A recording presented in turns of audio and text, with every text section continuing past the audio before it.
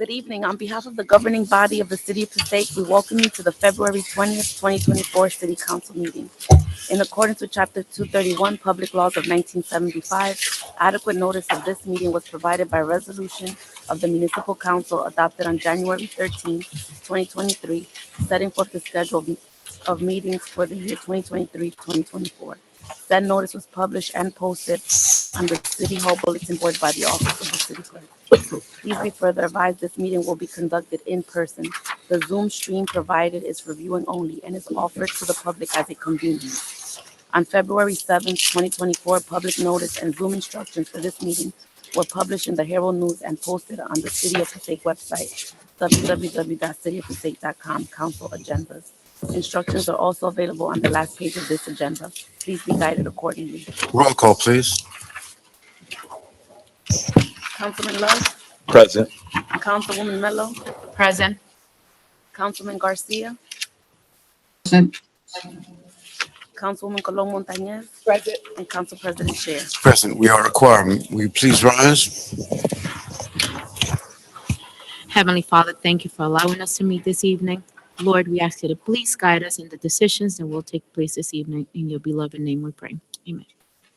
I pledge allegiance to the flag of the United States of America and to the republic for which it stands, one nation, under God, indivisible, with liberty and justice for all. Good evening. It looks like we have a number of special guests tonight, which is very, very exciting. For everyone who would like an agenda for tonight's meeting and you don't already have one, they are available by going onto the city's website.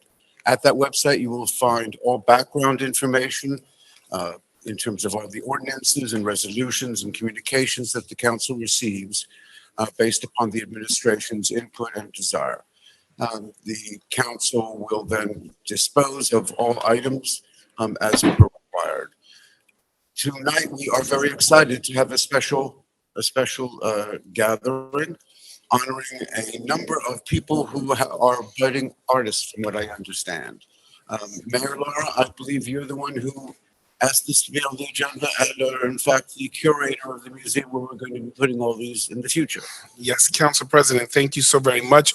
I join with you and our colleagues on the City Council, along with our department heads in the City of Passaic, to congratulate these young artists. We're so excited as they represent our city. And I would like to read that the Passaic County had hosted the My County Poster Calendar contest and received an impressive 730 poster entries.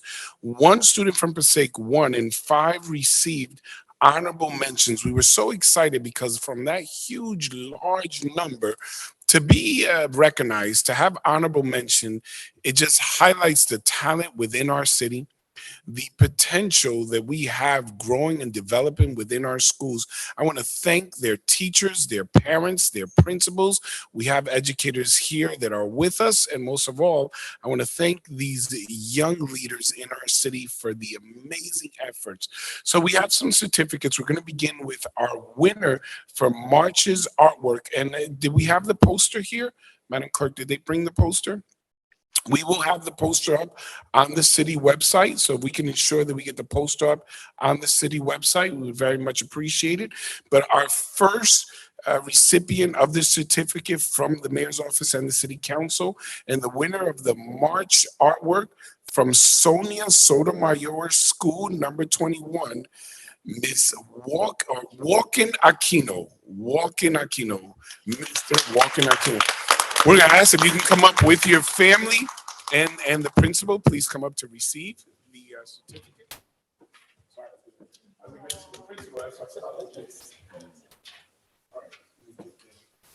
Please come up with your family and the principal. Just to get the certificate.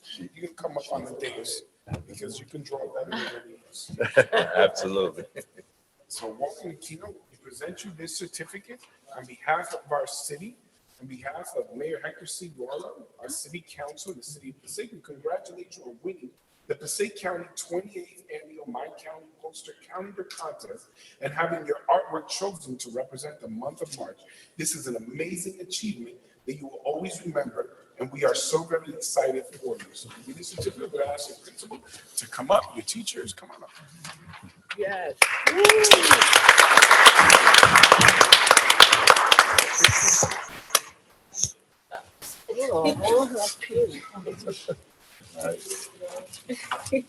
Keep that artwork going. Keep going.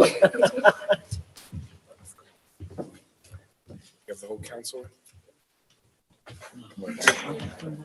I'll get closer.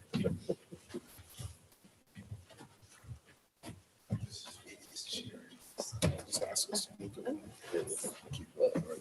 Oh, Lord, it's way more than me. It's all right. Everything weighs more than you. Okay. Right here. 1, 2, 3. One more. 1, 2. Congratulations. This time we also want to call up Aaron Camano. Aaron Camano, honorable mention, Dr. Martin Luther King Jr. School number 6. Aaron, come up with your family. Por favor. Invitamos a su familia, por favor. On behalf of the mayor of the city of Passaic and our city council and the city of Passaic, we congratulate you on receiving honorable mention as a participant in the Passaic County's 28th annual My County Poster Calendar Contest. Being recognized among 730 entries is truly commendable, and we take pride in acknowledging your notable accomplishments. Great job. Come on up. Sure. Oh, exciting. Yes. Absolutely.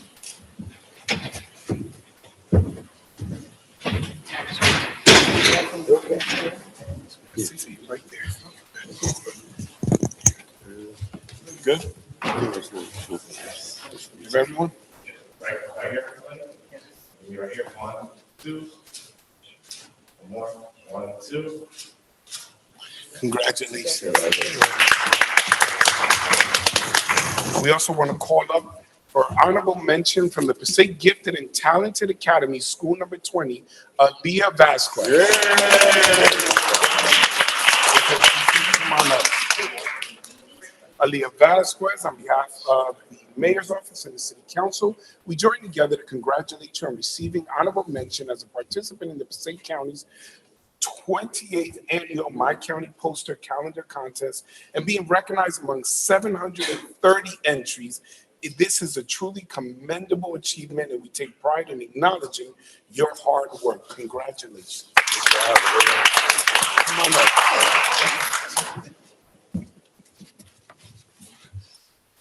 Right here. 1, 2. One more. 1, 2. Thank Thank you. So very proud of you.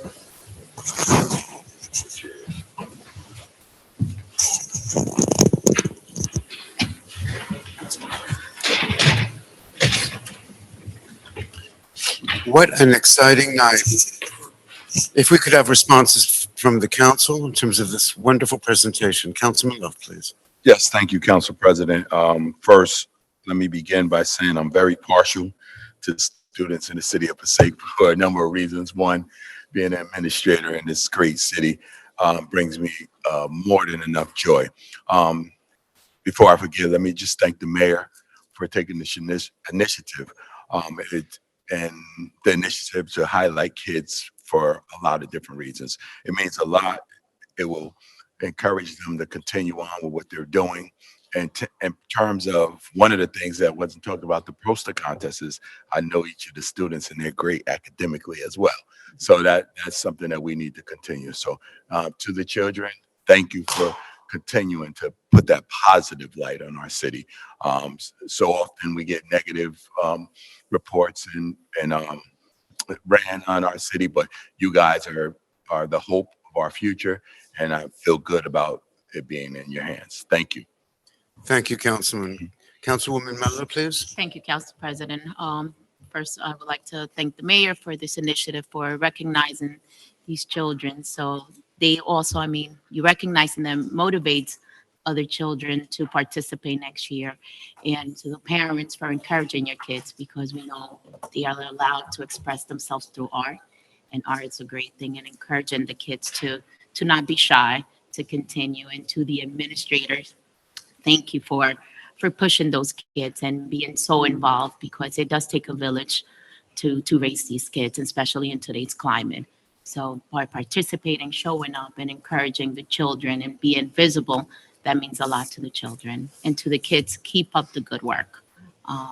Guys are the future, so we're hoping that in the near future, you guys will be the ones sitting here and recognizing other children. Congratulations. Thank you, Councilwoman. Councilwoman Cullen Montañez. I ditto everything that my partners just said, especially the great speakers. I'm just want to say that I'm very proud of you. Keep up the good work. I know you can do it. I'm just looking forward to seeing the pictures. I'm sorry I didn't get to see it, but we do look forward to seeing them, and we hope to see you even in higher ups. Thank you. Thank you, Councilwoman. On behalf of the entire council, number one, Mayor, thank you for this initiative. It's a wonderful, wonderful thing. When we talk about school, too often we talk about only the academic portion. We forget to speak about sports. We forget to speak about music and art and so many other things which are clearly so functional and so important in the development of anyone, and certainly any child. We have 4 runners up and we have 1 total winner. Is that it, Mayor? We actually, yes, we had 5 runners up and 1 winner. And we had 730 children from across Passaic County entered the contest, Yes. and 6 of them came from the city of Passaic. That is a unbelievable response. An unbelievable response, and it speaks not only to our children, but to their parents, to their school administrators, to their teachers, to everyone involved with them. This is so exciting. I was going to say, Councilman Love, Councilwoman Mello, Councilwoman Cullen Montañez, I'm not so sure if we should sit and wait for your budding talents. They've already occurred. All I want to know is where I get a signed copy of some of these beautiful, beautiful paintings and everything else, because I think they're going to be worth a lot of money. But whether they're worth a lot of money or not, they're worth a whole lot to us in terms of recognizing you for all that you do. And we thank you so very much on behalf of the city of Passaic. Council President, also, if I can name those that could not make it, the additional honorable mentions: Gael Martinez Velez of Thomas Jefferson School, number 1; Vian Mello, honorable mention, Theodore Jefferson School, number 10; and Ryan Ramirez, honorable mention, Ellen Ochoa School, number 22. We congratulate all those that participated. Also, I know Miss Aaliyah Vasquez, her mother Bernice, who's an educator in the school, and obviously Miss Tiffany Crockett, who is with us here, principal of the school. And I always call her up for pictures and for opportunities to name her, because she gets extremely upset at me, and then she yells at me later privately and gets me back when I go by the school. But I want to thank all the parents, educators, obviously administrators, who work so hard to encourage our students. Thank you, Council President. Thank you, Mayor. Hey, Council President, if I may, Councilman Love. I do have a signed, personalized painting, several from Aaliyah. So for the right price, we can talk later. Okay. Councilman's going to be known for taking advantage of youth labor. Before I call upon the mayor, this is wonderful of you to come. We're now getting into the part of the meeting where the mayor will share with the council and share with everyone here the latest goings on in Passaic, followed by resolutions, followed by ordinances. And if it gets a little late for anyone, or it's a little late now and you feel you need to go, please don't hesitate. We love the fact that you're here. We love the fact that you'll be here when you don't win an art prize, or more importantly, maybe when you win your next one. At this point, Mayor, may we trouble you for your update?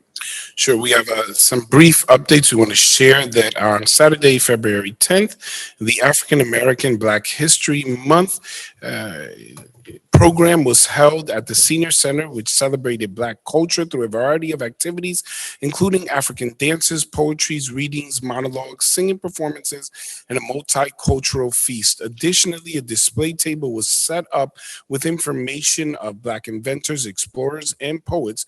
A total of 130 130 senior citizens attended and participated in this festivity.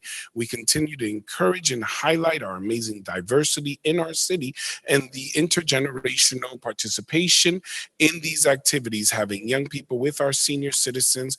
I want to highlight our head of seniors, Francine Wise, and all those who work so hard along in the community to make this program successful. Also, on Sunday, February 11th, we held our 7th annual Super Bowl party for those in need or those who are homeless. We held it at our Dignity House at 276 Broadway, where we hosted this Super Bowl party for unhoused population or our unhoused population. From 9 a.m. to 1 p.m., individuals had access to showers. They received clothing. They got free haircuts. I want to take this opportunity to acknowledge Dynasty Barbershop in the city of Passaic for providing hours to cut hair. Rosie Morales, who did the hairstyling for women who find themselves without homes. Jalapenos, Recoy Pizzeria, Chihuahua. They provided the food and joined and partnered with many of us who donated food. Also, Cindy Gomez of Recreation, Weatherly Frias, Catherine Flynn, the Fountain Church, and other community members, along with Pastor Harrison Sanchez, and many others who showed up to support, assist, and watch the game with us. It was an exciting game that kept us at the edge of our seats to the very end. Upcoming events, Saturday, March 2nd, we will have Read Across America from 12 p.m.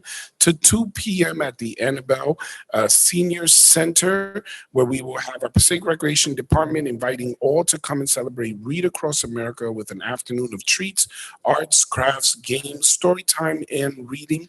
Registration is required and can be done through the Civic Rec or in person at the Department of Recreation. As I mentioned, that will be a brief announcement of certain events that have occurred and some that are upcoming. I'll reiterate that our council president has stated, after this announcement, the families and the children are free to go.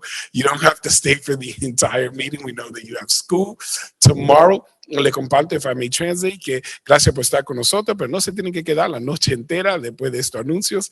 Están libres para regresar a su casa. Entendemos que tienen escuela mañana. Thank you. Thank you. Any questions for the mayor at this time? Very good. Moving on to our agenda, Roman numeral 6, hearing of citizens. In accordance with the Open Public Meetings Act, NJSA 10:4-1 at SEC, the council opens every public meeting for comments of the public. However, in accordance with NJSA 10:4-12, nothing in this act shall be construed to limit the discretion of a public body to permit, prohibit, or regulate the active participation at any meeting. Therefore, please be advised that the council will not entertain any comments from persons who communicate obscene material, make statements which are considered bias intimidation, in which a person intends to intimidate any individual or group because of race, color, religion, and gender, handicap, sexual orientation, or ethnicity, or makes comments intending to harass or speak any offensive language. The person who makes these statements will relinquish their allotted 5 minutes for public discussion. If you would like to address the council looks forward to your comments. We remind you that everyone who is invited to speak has 5 minutes and 5 minutes only. The clerk has a buzzer which will buzz at the end of 4 minutes, leaving 1 minute to remain. We also ask that you share with us your name only. Is there anyone who would like to address the council? Yes, sir. Good evening, Council President. Good evening, Council. Good evening, Mayor. My name is Yosef Wolf. I live at 71 Spring Street. First of all, if we can get this mic fixed so that people can actually be heard, that would be nice. I do want to ask the City Council how we are having a meeting tonight, a day after a legal holiday. The agenda for tonight's meeting was uploaded today, a mere hours before the actual meeting was to take place. On the agenda, it says that the documents can be accessed by the shared file at the top. The shared file only had bills to be paid. There's nothing else to be seen. Additionally, at this time, there's actually a zoning board meeting taking place at the exact same time. And I'm wondering, with all this taking place, how is there a public meeting taking place? I would like to ask, in addition to the students who were so respected and congratulated and celebrated, I would like to ask that this meeting, everyone in this room actually go home as well. I would like this meeting to have proper public notice under the Sunshine Law. I don't know how anyone could have gone through anything without any backup, and with the note, with the agenda itself only being uploaded today, like I said, a few hours before. I would like this agenda to be adjourned right now. If this meeting does continue, I do want to ask about the resolution that's number 34, authorize an agreement with Twins Investment and Developers to receive up to $2.5 million in home funds from the city of Passaic for development of an affordable rental project. This brings to mind the $5 million that was allotted to a developer yet to be named on Broadway from American Reconstruction Funds from COVID. This developer purchased this property a mere 6 months ago for $825,000. On Zillow, you can check up. It says that this property is a approved 12-unit property. It is 2 units of affordable housing. The city is offering a 5-year tax abatement and $100,000 in partnership for affordable housing. Somehow, this developer was able to come up with the cash because it was a cash sale, no contingencies. And this developer is now going to partner up with the city on a less than 10,000 square foot lot. And I want to know how this developer from Wayne, New Jersey is getting up to $2.5 million for this project. I would propose to the city that they find other ways to bring down the cost of living in Passaic, both in taxes and in rent. Rent is skyrocketing. Passaic is becoming unaffordable. But somehow, certain developers are walking away with millions of dollars in tax breaks and funds that seem to be directed only to a select few. Those are my comments. Thank you. Good deal. Thank you. Jonathan? Yes. No, Jonathan, please. If you could come closer, please.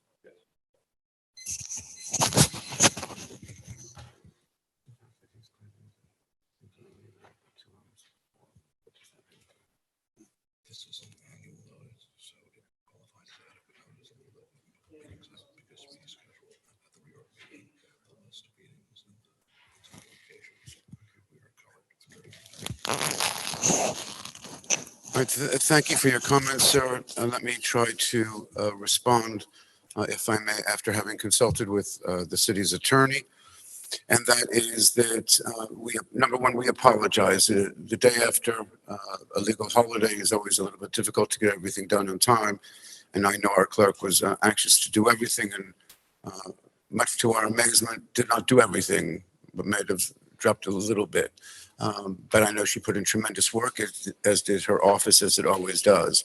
I am informed nonetheless that what is legally required, what is required by law, is that each and every year at reorganization, the city council issues a list of dates of all meetings. That list can change, but that list did not change for the meeting of tonight. And in fact, adequate notice was presented to the public when passed by the city council at its reorganization meeting prior. So we commiserate. We certainly look forward to residents and everyone else being made aware of meetings, coming to meetings and showing their interest and asking necessary questions. But in terms of coverage, there is no requirement for the city or this council to do anything except note your complaint. Okay. I believe they do need to give 48-hour notice if they have the agenda. I'm just stating that, and that's okay because I believe that it's wrong. I think a lot of things that are going on tonight can happen in 2 weeks, and the city's always doing things last minute. Why don't they take a 2-week break and push everything 2 weeks forward so people can actually know what's going on in the city? And if the city is going to continue the meeting, I'm going to sue the city within 45 days to have everything going on tonight annulled so that it can be stated that what goes on is not acceptable. Okay, that's just, I'm letting you know. Okay? We note your concern and complaint. And I'm going to go to the zoning board meeting because there's a property around the corner for me, so I can't attend both meetings. So I have to go to the zoning board, but thank you. We unfortunately won't have your presence for the rest of the meeting. Council President, Mayor, if I may, just the 48 hours, just to clarify, is when we need to make notice that we will have a meeting, not 48 hours to make documents available. By law, Right. this body and the clerk met all of its legal obligations. These meetings were not only posted as to the dates that they would occur, but appropriate, as you mentioned, public notice have been sent to all the media. So that sometimes people get confused when the agenda is available. I would ask that those that watch online that if you have a problem downloading a document, we'd ask that you call when you have that problem during the day, so we can make sure to get you access. Because if you wait to the meeting to let us know that you weren't able to download, it may be an issue just with one individual, and others were able to download the agenda. So the sooner we know, the quicker it is for us to address. thank you, Mayor.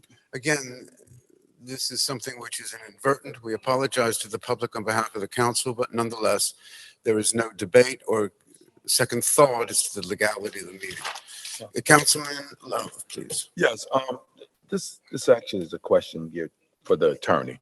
Because if I'm not mistaken, I thought that putting it up online was a courtesy. From what I understand, if folks wanted to know what was going on in the meeting, they had an obligation to come to the city clerks and or Oprah that information. Is that, am I correct with that? That's correct, Councilman. Okay, so the city putting it up on the website was an initiative by the mayor and administration to make documents even more available to individuals. It's not something that we have to do, correct? That's right. There's no requirement to publish anything on the internet. Thank you. Very good. Anyone else like to address the council, please? Yes, sir. I would like to address the council. My name is Shantia Seth. Happy New Year. I haven't seen y'all since last year. There was a child and her father hit by a car on Summer Street, right in front of a school. I haven't seen anything placed there yet to safeguard the place. It's not many safeguards around any of our schools. I mean, in Passaic Park, maybe, not the other wards. I mean, it doesn't make sense.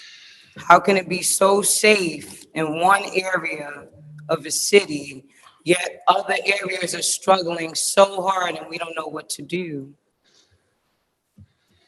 Can we place state mandated pedestrian walkways near number 7 at least, given the circumstances that there were 2 people hit?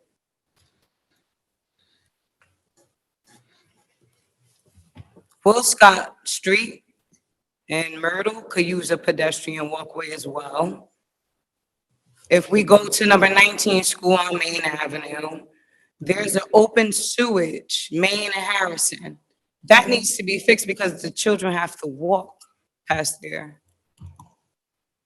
I noticed in Passaic Park that the children don't have to walk past liquor stores, so many of them too. Liquor stores and smoke shops. Our children have to. Why? Why is it such a difference? We all live in the same town. I'll move on to the pollution issue that we have. You guys stated that you wanted to put a concession stand at the Carney P. Bragg Park. Why add another structure that will only add to the pollution problem? You guys don't know what to do with the trash we already have. So you're gonna keep creating places that's gonna keep making more trash. Why? There are a lot of people who inhabit the Carney P. Bragg Park. You deduced us all down to violenters and drug users, drug dealers, but I mean, I go to that park. I'm college educated. My children go to that park. We feed each other in that park. We play chess in that park. How about turn that park into a chess park? Because that would be more beneficial to the community members, not a concession stand to pay for your endeavors. Y'all chose to fix the VFW. You know where you can put your concession stand? Main Avenue, there's literally a free open space right across the street from Power Gas Station. Literally, you could put your concession stand there and place tables and chairs where it would be comfortable enough for people to sit there and enjoy your concession stand. And it's closer to the VFW than the Carney P. Bragg Park. Carney P. Bragg Park is inhabited by community members. You want to place a concession stand there. But why? There are community members who use the park. We still use the park. It's winter, we still use it. Can't wait for the summertime. And one question that I would like to ask is, why would you guys place lights on those trees in that park and never light them up? We never got Christmas. Thank you. No, we never got lights on those trees. Don't make a face, sir. Y'all put lights on those trees in Carney P. Bragg Park, and you never turned them on. Thank you for a great holiday. We'll move on. Last year, I proposed composting in the city. Everyone's concerned with, pollution and rats running around this place. What are we gonna do to improve it? I said composting. I started composting on my own. It's beautiful because a lot of people are willing to give us their food waste. And all we gotta do is convert it into compost, reutilize it. What are we gonna do pollution wise? We have a farm space. I told you guys last year too. I put my own money into the farm space. $3,000. I raised money. I have people willing. Montclair State University, most specifically, wants to come and help our city. So do you guys want to come on board? Because we have fences around the area that we're trying to build in, and it's a mess. Someone's gonna get hurt. Besides the farm. I'm sorry, ma'am, that's your 5 minutes. Okay, thank So you. let me respond to part of your comments tonight, Thank which you. began with our children versus their children. Let's get one thing clear, if I may, ma'am. Our children is Ma'am, your everyone's 5 minutes is children. up. You Your don't have 5 to, minutes is up. and I'm gonna tell Your you 5 what minutes I is mean. up. Our children is Your our 5 children. This is a minutes public is up. forum for all of Your 5 minutes is up. our children. Your 5 minutes is You up. serious? Yeah, I'm serious. Your 5 minutes is up. Everyone gets 5 minutes. I made that statement from the beginning. Number one. Number two, to suggest that there are safeguards in one area of the city and not in others for our children, that is spurious. That is spurious, wrong. It leads to conclusions that you're looking to divide, not unify. It is not helpful. You spoke about safeguards again in some areas versus other, and what you said was very clear, because the us and them is who? The us is the people who live in not in third ward, and the them is those that do, or vice versa. Ma'am, your time is up. Ma'am, I don't want to have you exited the meeting by the officer, but you're leading me to that conclusion. Because your 5 minutes is up. That's why. And it's. Council President, you did not interrupt when, in fact, no one on this dais interrupted when the individual was speaking. I would just ask that this individual give the same courtesy to the governing body as this individual came up and spoke and no one interrupted. In terms of obviously civility and Robert's Rule of Orders and the conduct within meetings, the expectation is one would come up and speak and no one interrupt. We would ask that you allow the council president to express and respond to your comments. Thank you very much. Thank you, Mayor.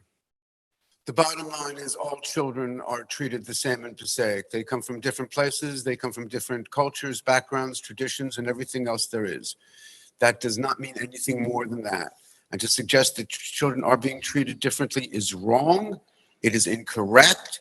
It is based on nothing except wanting to raise a hellfire between different groups that live in this great city. That's clear and that's evident.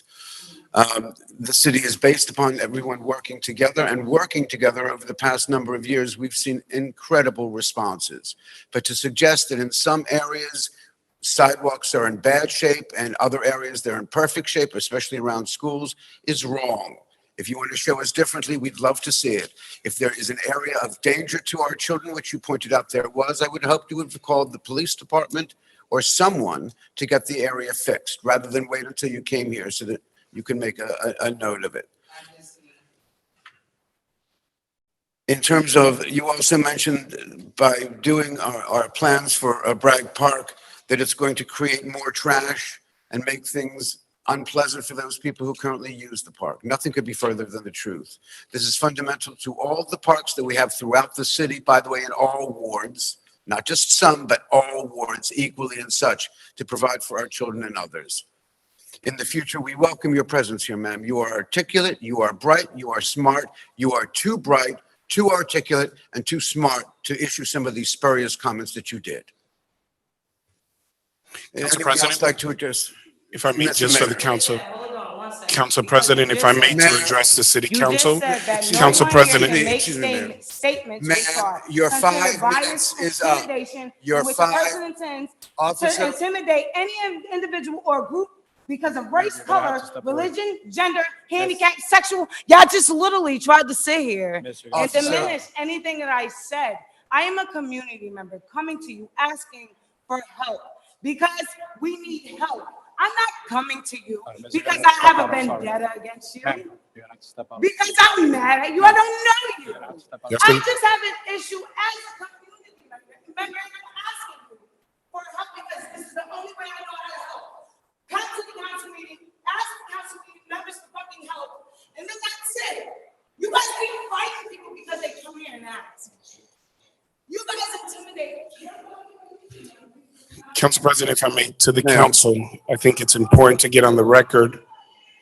At school number 7, there is a traffic light, there's a crossing guard, there are crosswalks and pedestrian crosswalks. They are located at all of our schools. A statement was made in terms of a child that was in an accident. The child we were familiar with, her mother came to the council chamber and actually thanked us for our expression of concern. The police followed up. The individual was caught. There are certain circumstances, certain conditions that no matter what they are, you cannot prevent reckless drivers. Meaning you can put all of the safety measures up, you may still end up with a DUI. You may still end up with someone who drives on the sidewalk. I share this because many of us personally visited the child that was hit in the hospital. We were there with their mother and we addressed it. Statements were made, and I thought the council president articulated well. I'm not addressing the individual because they weren't interested, or the individual is not interested in an answer. However, statements were made, and I think it's important for the public to hear this. Statements were made about certain businesses, liquor stores, smoke shops, whatever. Our governing body isn't here to decide what business is good and what business is bad. It's rather what business can legally operate in the city, what legally cannot operate in the city. I can tell you as mayor, I get complaints from individuals in every ward because you can find these businesses in every ward. I get complaints of many different businesses. They range from why is there a restaurant on this corner to why is there a smoke shop by Van Howen Avenue? Why is there 2 liquor stores between Van Howen Avenue and Brook Avenue? Why are there 4 liquor stores here? Because we find these businesses everywhere. And I remind those that would watch online in the recording sessions that this governing body cannot discriminate against a legally operating business if they meet code requirements, if they meet state requirements, if they meet local requirements, they can operate. That's how this governing body, trust me, if it was up to us individually and subjectively, each of us would decide our favorite business and that would be the only one that would operate. But that is not how government works. In terms of safety measure, I can tell you that Monroe Street, 3rd Street, Harrison Street, Brook Avenue, all of these are recent streets that have received additional pedestrian walkways, additional crossing guards. We have expanded safety measures for our children in every ward. I would argue more in our east side downtown because it's a more densely populated area. If you juxtapose the resources that we have downtown compared to some of the areas in other wards, you'd say, why do we have so much in that area? It's because we have many students there. It's not based on anything other than stats, but we have crossing guard and safety measures everywhere. I just recently received, just to give context, complaint because a utility company is opening up sidewalks all up Main Ave from Van Houten down to Brook to put poles, not to put any utility company on the spot, but if you consider carefully, you might get a light bulb light up over your head. And that switch might come on, and you might know what utility company I'm considering mentioning, but I won't shout them out. We have work being done all over the city. Despite certain people's opinions, we're not sitting around nefariously planning where there's going to be a sewer line break. Like, the governing body doesn't sit around and say, we think there should be some road repair on Harrison Street. We think that a pipe should burst on 3rd Street. Let's prevent any pipes bursting on Paulson. We have no control over this. If individuals see that something occurs, our response is to make sure that the appropriate departments are notified, engineering, contracted services, if it's an emergency response, to fix it. I share this because I've had the pleasure of serving with these individuals on this dais for well over a decade and knew of their work far longer than that. And there has been a fair and equitable approach to servicing every area of our city. And when individuals come to a meeting and make allegations and blanket statements stating that there's some disparity between the services or approach, baseless allegations, and then don't want to listen to an answer, we've been down roads like this before. And I share that you can say what you will, but the work speaks for itself. And this governing body and this council has supported measures, initiatives, and programs in every ward, whether it's a brand new school downtown, state of the art, $12 million park down by Pulaski and Dundee, record investment at school number 11 with an indoor facility with AstroTurf, a racing track at number 8 school, new parking lots by Brook Ave and the animal shelter, record historic investment in 3rd Ward Memorial Park or 2nd Ward Park or 1st Ward Park or 4th Ward Park or all the parks in all of our city. I will put up our stats compared to any other municipality in terms of the work that these council members consistently do to make sure that there is fair and equitable investment and development and assistance for our families and our children. And that's not even speaking about the expanded programs for recreation. So again, I won't address the speaker who stated that the concession stand should go on Main Avenue, which I think Bragg Park is on Main Avenue in front of the bus stop. But I will say this, that I will defend the work of this governing body in every ward and for every resident, because every council member here fights for everyone in the city. Thank you. Mayor, thank you very much, and thank you for the clarity that you bring to the subject. Anyone else like to address the council? Yes, sir. Good evening, Ari Mack. I'd like to address the city council. A little bit louder, please, Mr. Mayor. Can you hear me? Yes. I'd like to address the city council regarding a few things that's going on in the city. There are bikers going around our city from Brook Avenue, River Drive and Brook Ave to Main Avenue. And they're doing wheelies and running red lights and dangerously driving on Saturday between 3 and 4 p.m. And I'm sick and tired of it. I've spoken to the police department and I've spoken to Detective Rodriguez about it. And I'm not sure what to do at this point. Either we get something done, ban these guys from riding in our city, or we do is we make a lawsuit. So that's my what I have for tonight. Mr. Mack, unfortunately, the city of Passaic does not have the legal authority to say that motorcyclists cannot ride on the streets of Passaic. Sir, whatever they're dressed like, whatever they look like, the U.S. Constitution guarantees them the same right as it does to everyone else. If they are doing wheelies and doing dangerous things, then we invite you and ask you to please call the police department so they can take. Mr. Mack, we understand your frustration.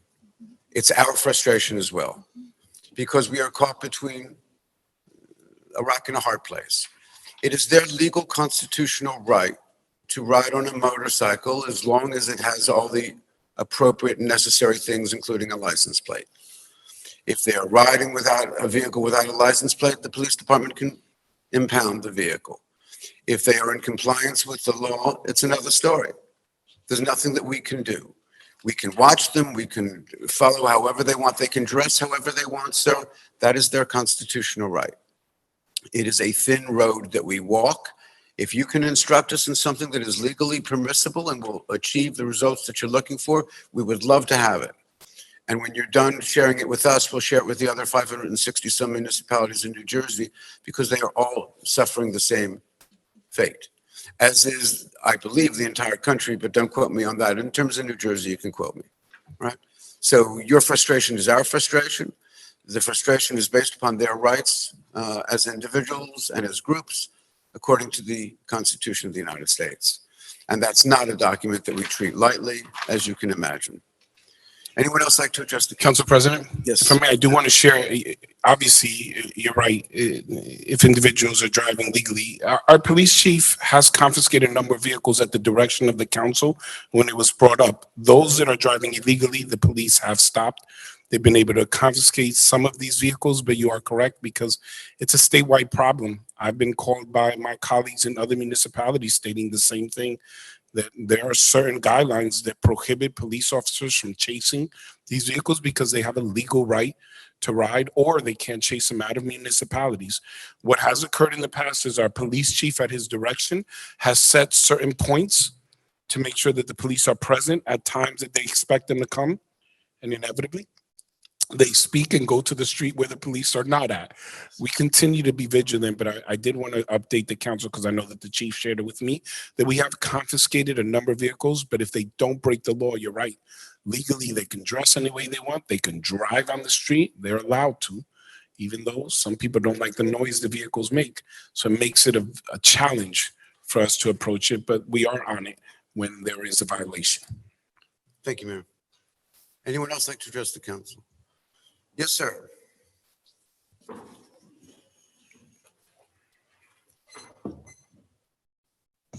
Yes, good evening. Joe Conoscenti, 170 Broadway.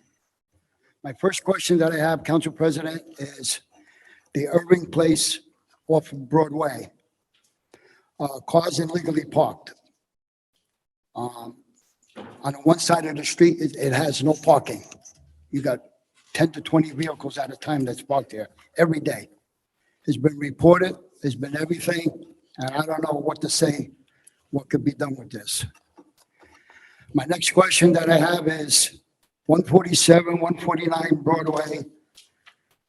The church put up a fence now, since the church is already just about done, to block it off from the other properties.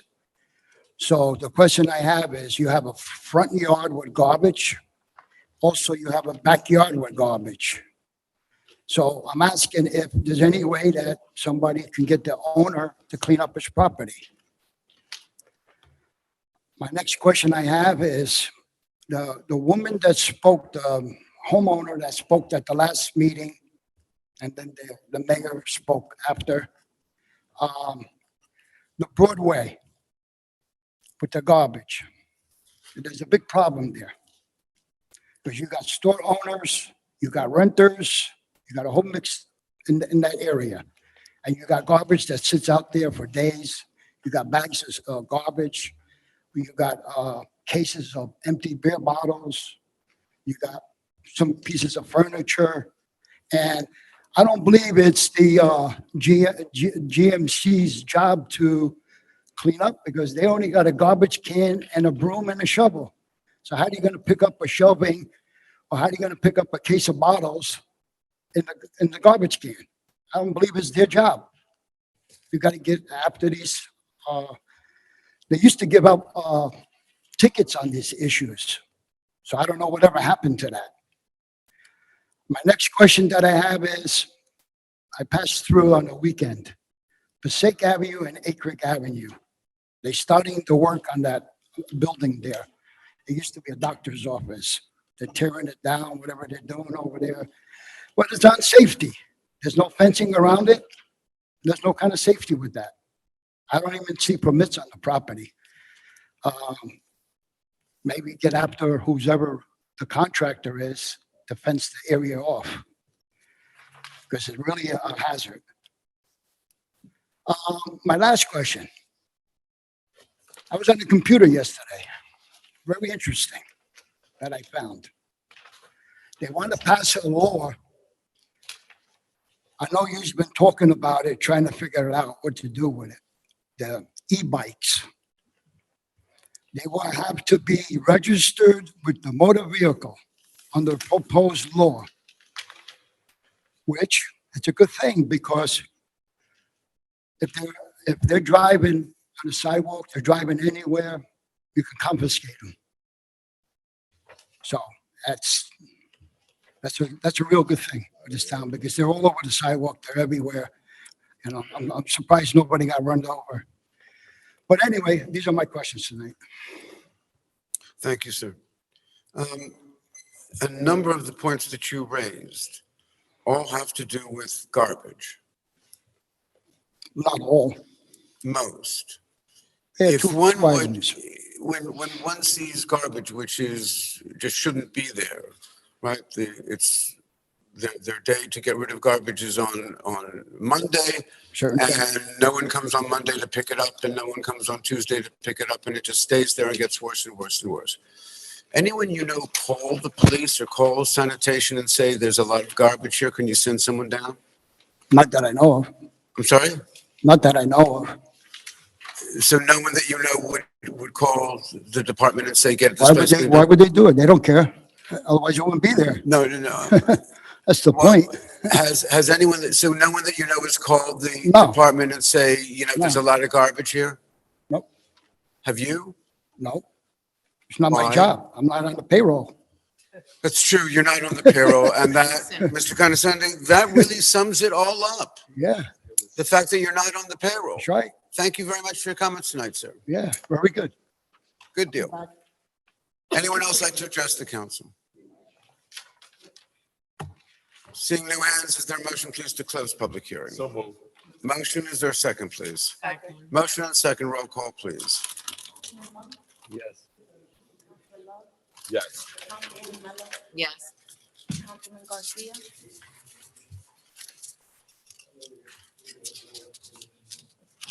Councilman Colon Montañez. Yes. Council President Sher. Yes, thank you. We're up to Roman numeral 7 on our agenda. Ordinances for second and final reading. A hearing is required. Number 1, proposed ordinance number 2433-24, an ordinance amending the designation of restricted parking for disabled persons by New Jersey license plate number.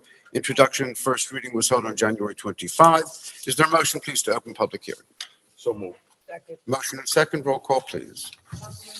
Yes. Yes. Councilwoman Mello, Yes. Councilman Garcia.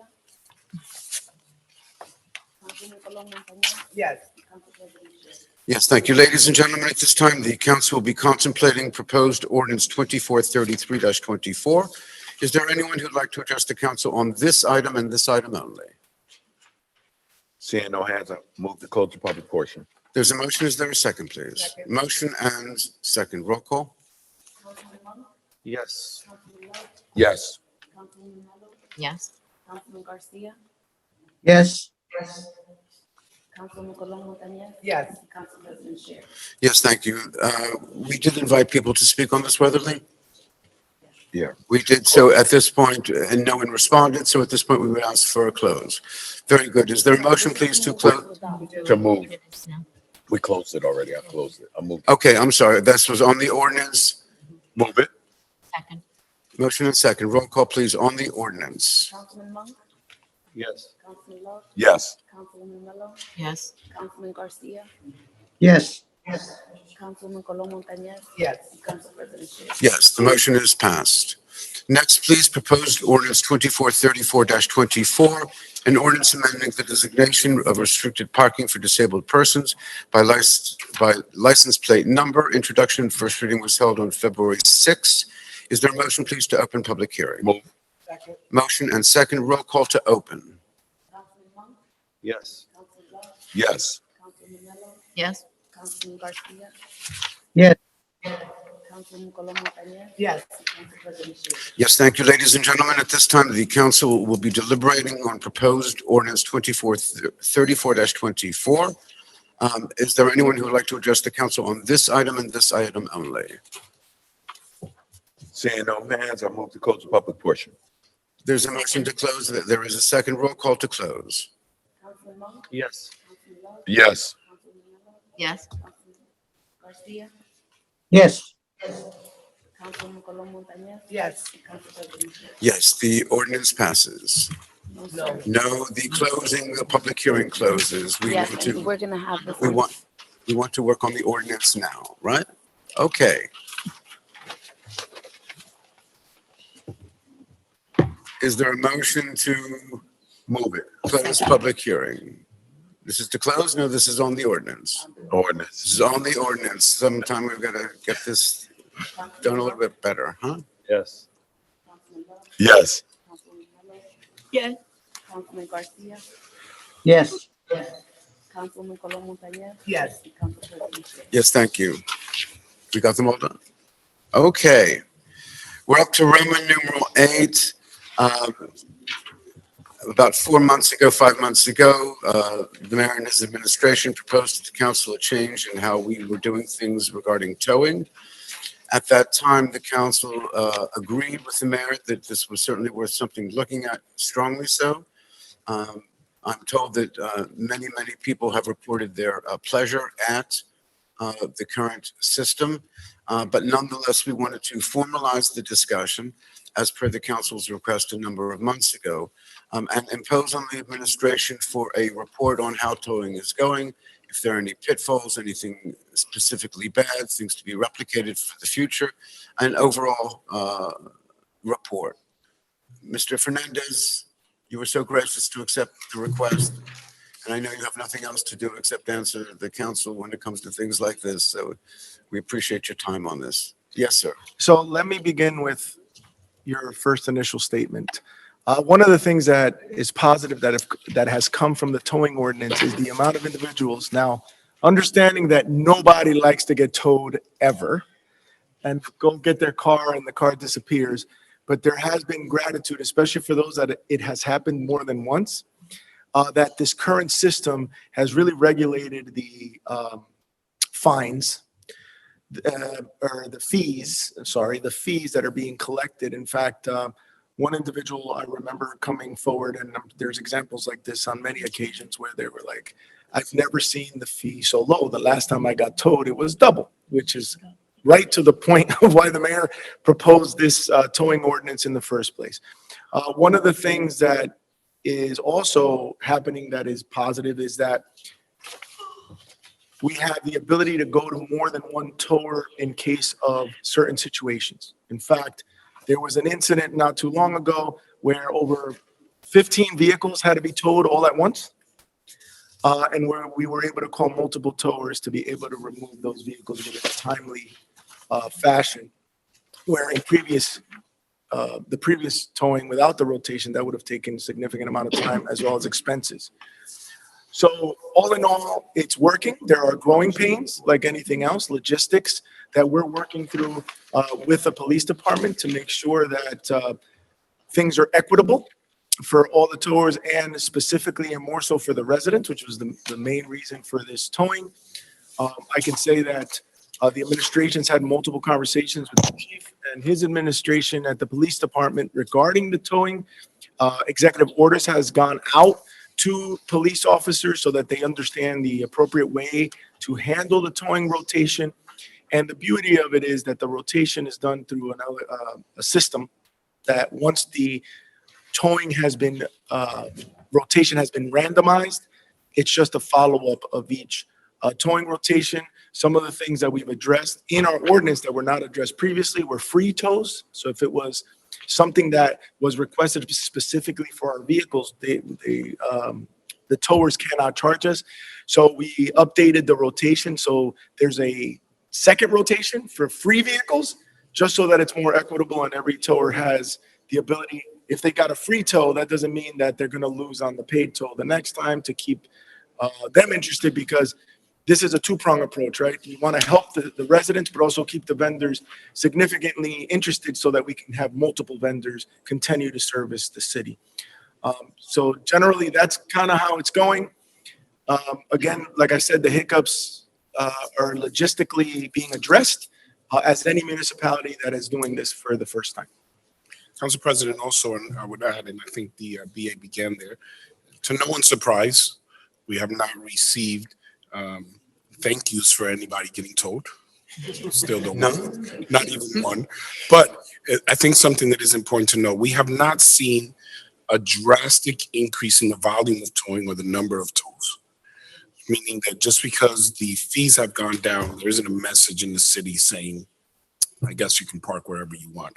I think the biggest difference, and I do want to share this because just this week, and the chief can attest to this, we're not the only municipality who are dealing with towing issues. We had one municipality that we're dealing with that towed a person's vehicle that I think is worth less than $3,000.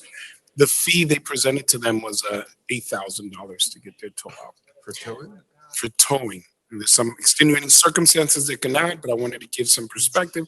There was one resident who got a car stuck in the mud in the municipality right across the bridge from us. And the same day it was taken out of there and brought home, the towing fee was about, chief, what was that, about $1,500? When I asked you to reach out to them, $1,500. I've spoken to some of our counterparts in other municipalities, and they face the same issues. They have laws on the books, but some of the towers aren't adhering to the laws. And when you do not have the option, it's hard to hold them accountable. Other municipalities are looking at the approach that we have taken with the rotation and seeing that that's actually a very productive and successful approach in terms of going, if you're going to continue to violate what's in the existing ordinance, because as a governing body, the council can put ordinance forward, but many of our residents that aren't familiar or privy, you get told $500, so they pay it, and then find out later that they weren't supposed to be charged more than 75 or 150, or they're getting charged additional fees for the color sweater that the driver of the tow truck was wearing on a Wednesday when it was raining and an ostrich was crossing. Anyone who saw that cartoon back in the day would know what I'm referring to. So I think that we have positive feedback. We have stats that show that it's working well. In terms of expediting the process, as the business administrator shared, it has been extremely beneficial that the police can call multiple towers instead of waiting for one to drop the car off, come back, drop the car off, and come back. So we've seen positive feedback from the community in terms of the fees and from the police. But to say there's no hiccups, there are some hiccups. We're still trying to make sure that everyone is responding appropriately when someone gets skipped over because they didn't respond, because there is a window in which the towing company has to respond. And because it's set to be objective through a system, if you don't respond by a certain time, it automatically goes to the next tour. Sometimes our police officers, and it's their right, may make a judgment call to say, look, I'm calling someone, I have to move this car immediately. This is the phone number that I know. So we're still working that out to ensure that the system appropriately. Excuse me, Mayor, forgive me. Are actual police officers doing that, or? So I'll give you an example. Let's say there's an accident that's obstructing traffic. And obviously it goes into the system to tow the car. But a police officer on the scene makes a judgment call to call a tower. I mean, they say, hey, can you get here in 2 minutes? And they come and they go. Obviously, I mean, that's just a scenario, hypothetical. That would go to the chief. The chief would make an assessment. Why is this police officer calling directly? Why didn't he go through the system? Was the system down? These are all things that we're assessing. But as of right now, we haven't seen that as a problem. I just want to make sure you know we're assessing all of the calls to ensure that they're operating appropriately. Why, forgive a second question, Mayor. Why would a police officer on his or her basement do this? Why? What right authority do they have to make this kind of call? No, this example was more given just to give a perspective on issues. So when we first implemented the ordinance, there are officers that were accustomed to always calling one number. So there's a learning curve in terms of. But aren't they supposed to just call dispatch or 100% they're supposed to, headquarters? and they have been. In occasions where we have seen a disconnect, we're addressing it with the chief to ensure that the process is being followed and we see it working well. In the beginning of the implementation, there were a few hiccups just to ensure, that everybody that was being called was going through the system and that the system is objectively choosing through the rotation. Now it's working pretty smoothly, but that's what we're keeping an eye on. So I gave you a hypothetical in case we see it. We would bring that report to the council, but that's the only worry of hiccups. How about in terms of revenue? The city makes revenue from towing? You're shaking your head. Tickets. So you get a ticket, and I know revenue connotes we're making profit, but that's not the goal. It's you get a ticket, and then ultimately there's the towing. The fees go to the towing company. We do not have city towers, so they charge a fee based upon their worker and the ordinances that have been passed that have set a cap at how much it can be. If they're paying the tickets, yes, that goes to the courts. That revenue comes into the city, but there is no gain for us. For one tour going above another or a different one, there's no incentive for one tour to be chosen above another. No, of course not. The only other question I would have, Mayor, is how do we ensure on a real basis, on a human basis? I mean, what you said about an officer calling a friend of his who's a tower also. How do we ensure that the tows are at the prices that they should be? Of course, and allow me just to clarify, I in no way mean to imply, and I don't believe I said friend. Before, the city for about 40 years had one tour. So when we first implemented, I think in an emergency situation, if a police officer called that tower and said, hey, there's a road issue, there was a traffic accident, I called the tower directly, that gets addressed simply by calling the chief, and the chief reminds everyone, the council passed this ordinance, please submit all towing requests to go through this process. That was the original hiccups. I in no way meant to imply that any police officer would pick preference because of relationship, more just because of experience, and sometimes, it's reflex. I'm going to call immediately this number. I saw a car being towed. The residents let us know, especially when the law was passed. We were fortunate enough that there was enough coverage on it. Residents know. So if they get a $400 fee, they come to us. I mean, many of the council members are aware. They come directly to complain. But the stop that they have to go to is the police department. In order to get your car out, you need a release. The process begins with the police department, where you go and you show the appropriate identification. You have a registration, you have insurance, you have a license, you get a release from the police officer. They become our checks and balance. The police officer is made aware of what towing yard it's on, how much they're charged, they get told how much their ticket is going to be. And if those charges come back through the police that they're not appropriate or aligned to what the ordinance was passed, we get the information and we can bring it back here and hold that towing company accountable by simply saying you're out of the rotation. Okay. I mean, listen, bad individuals can do bad things and, right. But that brings a great point. Forgive me. This is another hiccup. We don't call towing for private lots. So when, let's say, you have Mello's grocery store, owned in partnership with Monk's Laundromat, and they share that's an idea for you. They share the lot. I'd rather go to her than to the grocery store than to it's pretty nice. Anyway, so they call a towing company. That towing company charges a different fee for a private lot or takes it from that lot, and each time they take it from the lot, that's a private contract. They have that contract with it. That's not us. We have no control. We can't force them to rotate. We can't force, to give a very clear example, ShopRite. We can't force ShopRite to rotate on the tour they're going to use. Because it's their private property. It's their private property. Right, of course. Yes. So those sometimes individuals get confused and go, the city, you have this tour always taking the cars from this lot. I'm like, that's not our lot. Do we have any control, Mayor? And this is in terms of the towing ordinance that we passed. Is there any way that we can monitor that my car was parked in ShopRite and ShopRite towed it and the tow is charging me $500 for what would normally cost $50? We have a cost. Yes, there's a limit there. Yeah, The law does provide for limitation of Yes. cost. Did it a while ago. Yeah. Okay. That was one of them. Obviously, some brilliant people in the council and the administration came up with that fail-safe. But Council President, there are no fees for laundromats, Max, charge for laundry machines. Which is precisely why I'm going to Melon's grocery store in the first place. Are there other questions on the towing report? And again, I our just have a thanks to the question. administration. Councilman Love. Yes, does the police have to be involved with private towing? Not No. always. Right.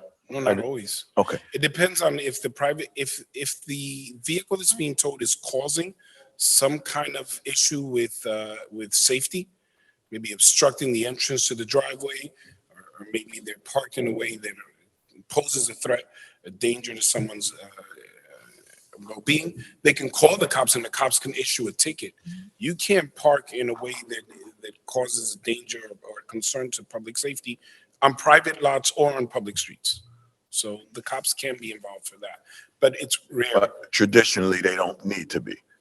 In my experience, I may refer that to the chief. They don't. Chief, A private, no. outside of anything that is creating an issue, like someone crashes through the gate of a private property and goes into the lot, the cops would be involved because it's an accident. Or if there's an accident on the private property, the cops would be involved. Yeah. Outside of that, are there any reasons why the cops would be involved for towing on private The property? mayor is correct. Unless there's some type of safety issue, the police would not be involved, and it would just be strictly private. What we get a lot of times, Councilman, is that the police get a call to come to a certain location, and the police officer makes an assessment, this is a private tow that you need, and police does not get involved. So private tows are private tows.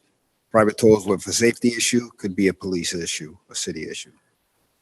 That is a good point. They do sometimes call the cops for private lots and find out that's not us. But Councilwoman made a good point in her assessment. So if a private, say, whatever, shop, right, they tow, they're required to have a sign up, right, of Yes. what tow yard. So That's that's right, how the city ordinance. citizen, Okay. yeah, that's city, Contact. okay. Contact information. And I do have one more question. So let's say someone's blocking my driveway.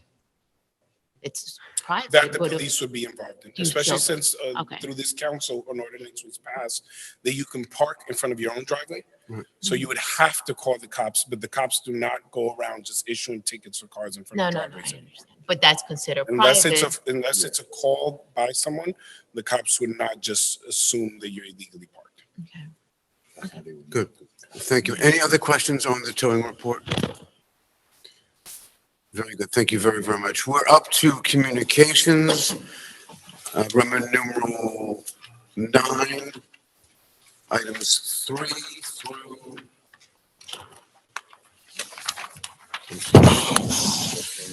through 14, excuse me. Are there any questions, please, on 3 through 14?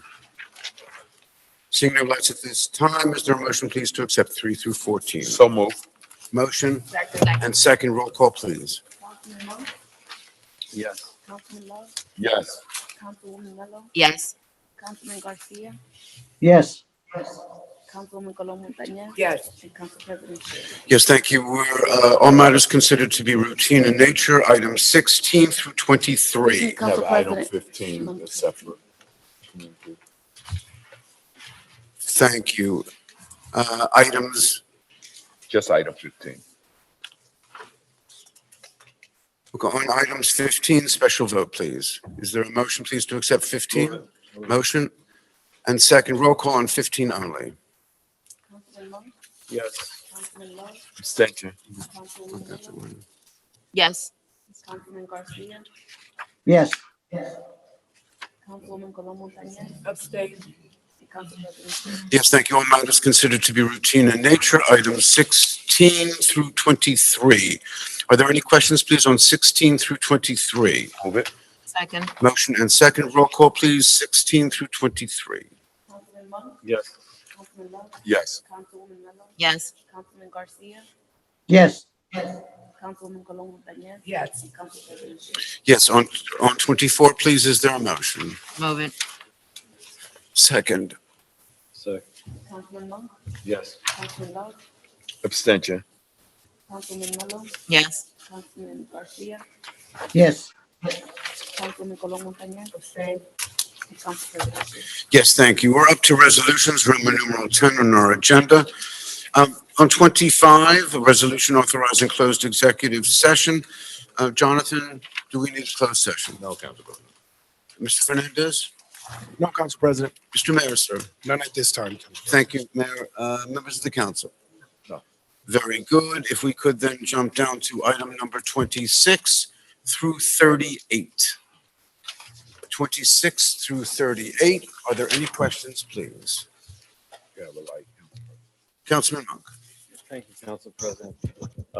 And Resolution 32, awarding contract for leasing and copier machines. The, typically, we've seen where there's a cost up to a certain amount. Over here, it says approximately, whereas the cost of leasing 33 copiers is approximately $38,000. We typically see a max. So there is a max, Councilman. It's not to exceed 68,000. Because the resolution says, doesn't use the word exclude, usually it typically says not to Yeah. exceed, this says approximately throughout the whole resolution. For 32? 32, yeah. So the approximate is because of the current usage on the amount. Am I on the right one? Yeah, I know because I did the numbers with Doris. We estimated all the numbers from both copy machines to come up with the not to exceed amount based on our current usage. It's an estimate because copy machines also depend on the number of copies that we're printing out. So we put a not to exceed that would cover the historic expenditures on it. So I could tell you the not to exceed amount. Number 32 is not to exceed. 33 says approximate. Are we talking about 33 or 32? No, 32 says it too, Mayor. It says. Oh, I see 33 also. 32, if you look in the next, the last paragraph, now, Oh, therefore. okay. Right, 30, I didn't catch that 33 also, the approximate, usually we use not to exceed. I mean, for the approximate, like is there any reason why we changed the terminology of? Approximate, because to me, it could go to 100,000 also. I believe there'd be a legal dispute with that, Councilman. In terms of the boundaries of approximate, the term approximate. It was historically usually said not to exceed. Correct. So what, any reason, I just want to, again, Council President, you're right. If legally approximately means you can't go more than 10%, 5%, I don't know if there's any 20%. case law, what Jonathan- approximately means. 20%. 20%, you can't go over 20, under the local public housing. I mean, the local public contracts law, the maximum change order that we can put before the council without going through another process is 20%. And usually in these types of services, you don't know if there's going to be an overage or not. So that's why she put that. But I can tell you that we're putting $68,000 based on the current usage. And what Omar signed off on was the $68,000. But if there's an overage, it has to come back here anyway because of. Yeah, fine. I'm not trying to nip that. Yeah, no, but I understand because it's unlike, I understand the question because it's unlike other ordinances where it's other resolutions where it clearly states. I think it's the service that's the issue. I think the term approximate gives some small latitude necessarily to the administration. And if we're talking approximate being under $100 or $200 or $300, I don't think that that would be particularly germane, given the abilities of the administration.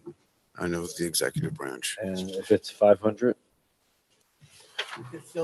I think that this is a common sense area, Councilman. I must tell you that if it was, $5,000, I don't think that anyone would second guess that it was well above. Right, and if it's 5,000, then Well, okay, I'm just looking. we're back here for a different process. Like they. Okay. Okay, Council President, item 34. This is a resolution authorizing an agreement with Twin Investments developers to receive 2.5 million in home funds.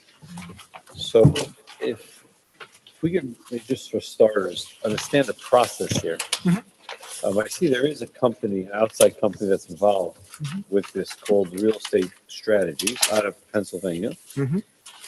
What's the process with this? Sure. And then I have further questions. Of course. I'm sorry, Councilor, you said what's the? What's the process? How this works? How does it? Who's okaying it? And why do you need the city council involved with this? Yes. All right, and then I have some other further questions to get some better understanding. So I'll give you the basic logistics. So a development gets approved. Sometimes it could happen in anticipation of a development getting approved. or if a development's approved, like in this case. They make application to our department, the city's Department of Community Development, which administers HUD funds, right? Which in this case, we're talking about home funds, HOME, funds that are specifically for the creation of affordable housing. The numbers, how do we come up with the numbers? There is a maximum, this is all presented by HUD, that limits the city in the maximum we can give. So depending on the type of unit, is it a 1-bedroom? Is it a 2-bedroom? Is it a 3-bedroom? Depends on the maximum home allocation limit that they can get for the unit. So for example, I can tell you right now from just looking at it not too long ago, that a 2-bedroom maximum is $222,000 for that 1 2-bedroom unit based on HUD standards. Okay. And that's how they come up with the numbers. So what does our consultant do? So this is a HUD consultant that we've used for many, many years, the Department of Community Development. They look at the project's pro forma, and they look at all the regulations of HUD to make sure that the application conforms with those limitations, right, whether minimum or maximum, to ensure that that project can then be moved forward to the city council for approval of the expenditure of those funds as the city's community development department administers those funds. So that's the general process. Okay. Understood. So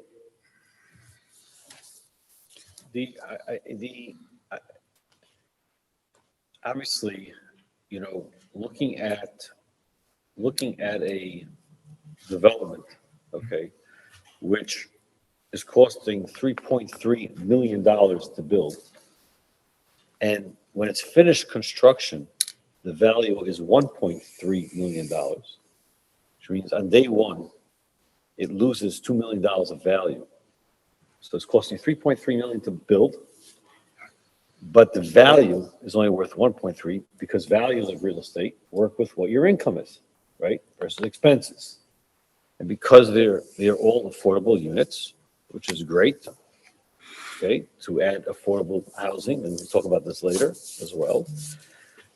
We are supplementing $2 million for 12 people to live. And it's a 20-year program, basically. After 20 years, the limitations, restrictions fall off. And I assume it goes to market rate. So I did the math. Again, I said we're not here to change the federal programs. Okay, I get it. So if you do the math, basically we plugged in $2 million of something which has no value. We're giving it so 12 families can live Affordably. affordable. Correct. That's the key term here. Yes. So if you take the $2 million, it's actually $2.5 million we're infusing into this thing, which has really no value because it loses its value the day you get your CO. It lost $2 million of value. $2.5 million divided by 12 families is giving each family $208,000 over the next 20 years.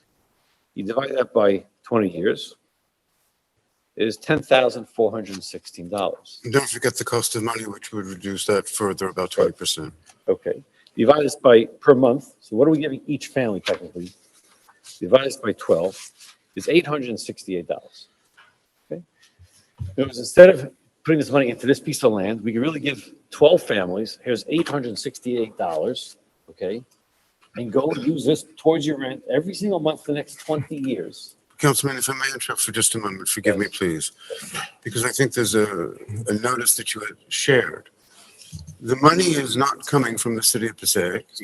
Neither is it coming from the county of Passaic. Neither is it coming from the state of New Jersey. You are absolutely right. It is coming through HUD. Many of us have some strong disagreements with HUD. And historically, the city has had some problems in the area. And we rectified those problems after a lot of hard work. And the bottom line is the federal program.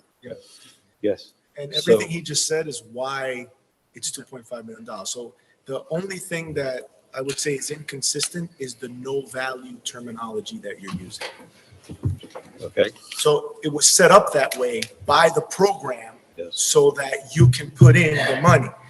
There is value. There's a lot of value. The restriction in the value is the income approach because it is limited in its rental. It doesn't mean the property has no value. That is why But- you're infusing the $2.5 million. Okay. However, across this country, across this world, Uh-huh. real estate values are based on income. Yes, Of what correct. your net operating income of a property is. Right. What your total income is, minus your expenses, right? That determines your value. Mhm. Okay, you have the same building, the same cost to build these 12 units. Okay, you do the same thing in some high-end area and the rent's a double, that property is worth double. You could sell it for double. That's what creates. Based on the income of, for 20 years, you're taking something that cost you $3.5 million to build, 3.3, and when it's only worth 1.3 based on the income. So that's where I'm going with Right, this. based on the income. That's where I'm going with this. I'm with Yeah, you. I'm not here to fix the No, federal no, government. I'm following you. I just want to But explain what was going on here, and I'll tell you where I'm leading this conversation. Okay? So basically, we're giving every family $833, okay? The rents, it's on this part of this resolution, part of You this say report. they are giving, it- federal government's giving. We're giving like if we could take that $2.5 million, instead of putting it here, we give every family $830 If every HUD month. would allow. If If the- they allow, If HUD would right, allow. if they allow $830 per month for the next 20 years. Now, if you look at the rents that they're allowing this developer to charge, it's in the schedule here. Taking a 2-bedroom is allowing them just $1,600, which means these people can be charged $1,600 for a 2-bedroom. If you would take that $800 to these people who are affordable, and they're paying $1,600 out of their own pocket anyway, you give them $800, means they could afford for the next 20 years to live in an apartment that's $2,400, which would take a family that's living, as we've heard complaints that people have to live lower income, live in areas that are not high end. And you could put these same families in a development in a nicer part of town, and they could afford $2,500 rents. Councilman, you're 100%. making perfect sense. And But I must HUD tell you, I had allow the us to pleasure do- today to have lunch with Congressman Gottheimer. And I know, Mary, you, I believe in the past few Yes. days, you also met with him. I'd be happy to give you his cell number in order, because that's his purview of the So- federal But government. your point is well The thing is taken. that we could take these people who not only, we can give them a better life and put But them they in, won't these let buildings us. are charging $2,500. But they Okay. won't let us ask for $2 million to give them $800 each. I get it. So where am I going with all this? Where I'm going with all this, and again, maybe it's too late for this year, but maybe we can be more proactive. I'm willing to get involved, okay? Because it hurts me when I see something like this, okay? That instead of doing a program like this, we're giving $2.5 million. And one other thing, this development restricts the developer from taking out a loan. He can't leverage. That is the ABC. If you buy. But it's also the basis of private enterprise and the risk that is involved. Whereas you're mitigating the risk here at that cost. If you can leverage this, so you don't leverage at 75%, you leverage at 50%, okay, which is very, very little risk, right? You could build 24 affordable housing units with the same amount of funds, and the returns would be higher. No. It was this developer, okay, if you're looking at his returns. I know, I understand, but there's logistical issues that you're missing because of the program. I'm not denying your numbers. I know you know your numbers. That is not the program. In fact, after this number of units, you have additional costs that are associated with the construction of that project by exceeding the number 12. The system purposefully is set up so that it looks like it has no value, but it does have value because we're infusing $2.5 million into that project. Thirdly, and most importantly, based on what you just said, we did not approach the developer. The developer approached us because the numbers work for the developer. This original project had a set aside of only 2 affordable units. The only requirement of this project was 10 market rate, 2 affordable. Because of the HUD program And however the financing worked for that developer, they came in and said, I'd like to do a full 100% affordable project. And we are very excited about that because as this council knows, and alluding to what council president said originally, HUD is always ready to take our money. Always ready. You don't spend it in a year, they're asking, where'd you spend it? I want the money back. We just go if I take our money back. HUD is ready to take their money. Their money back, their money back. But Just because the people here and they think. yeah, $2 million. but the money that we're supposed to use to create affordable housing. So the purpose of that is we're a HUD entitlement city for the creation of affordable housing to use their money. Is it To ever, create does their money ever include, this subject has been debated for quite a while now. Yes. And that is home ownership. Yes, versus there is. rental. When one speaks about the experience of so many low-income people, it's because one of the reasons for low income is there's no generational wealth being passed on. First-time home buyer. That we have a first-time homebuyer program. Now, How many First-time people, home how many repair. people, how many people would qualify for that? so I have, Expanded the number. yes, I was just Right. going to say, we've expanded So- since this So administration. within the city's control and working with the council, I think at one time it was up to like 40,000 or 60,000 you can give. We lowered it, thus providing more opportunities for more individuals to apply.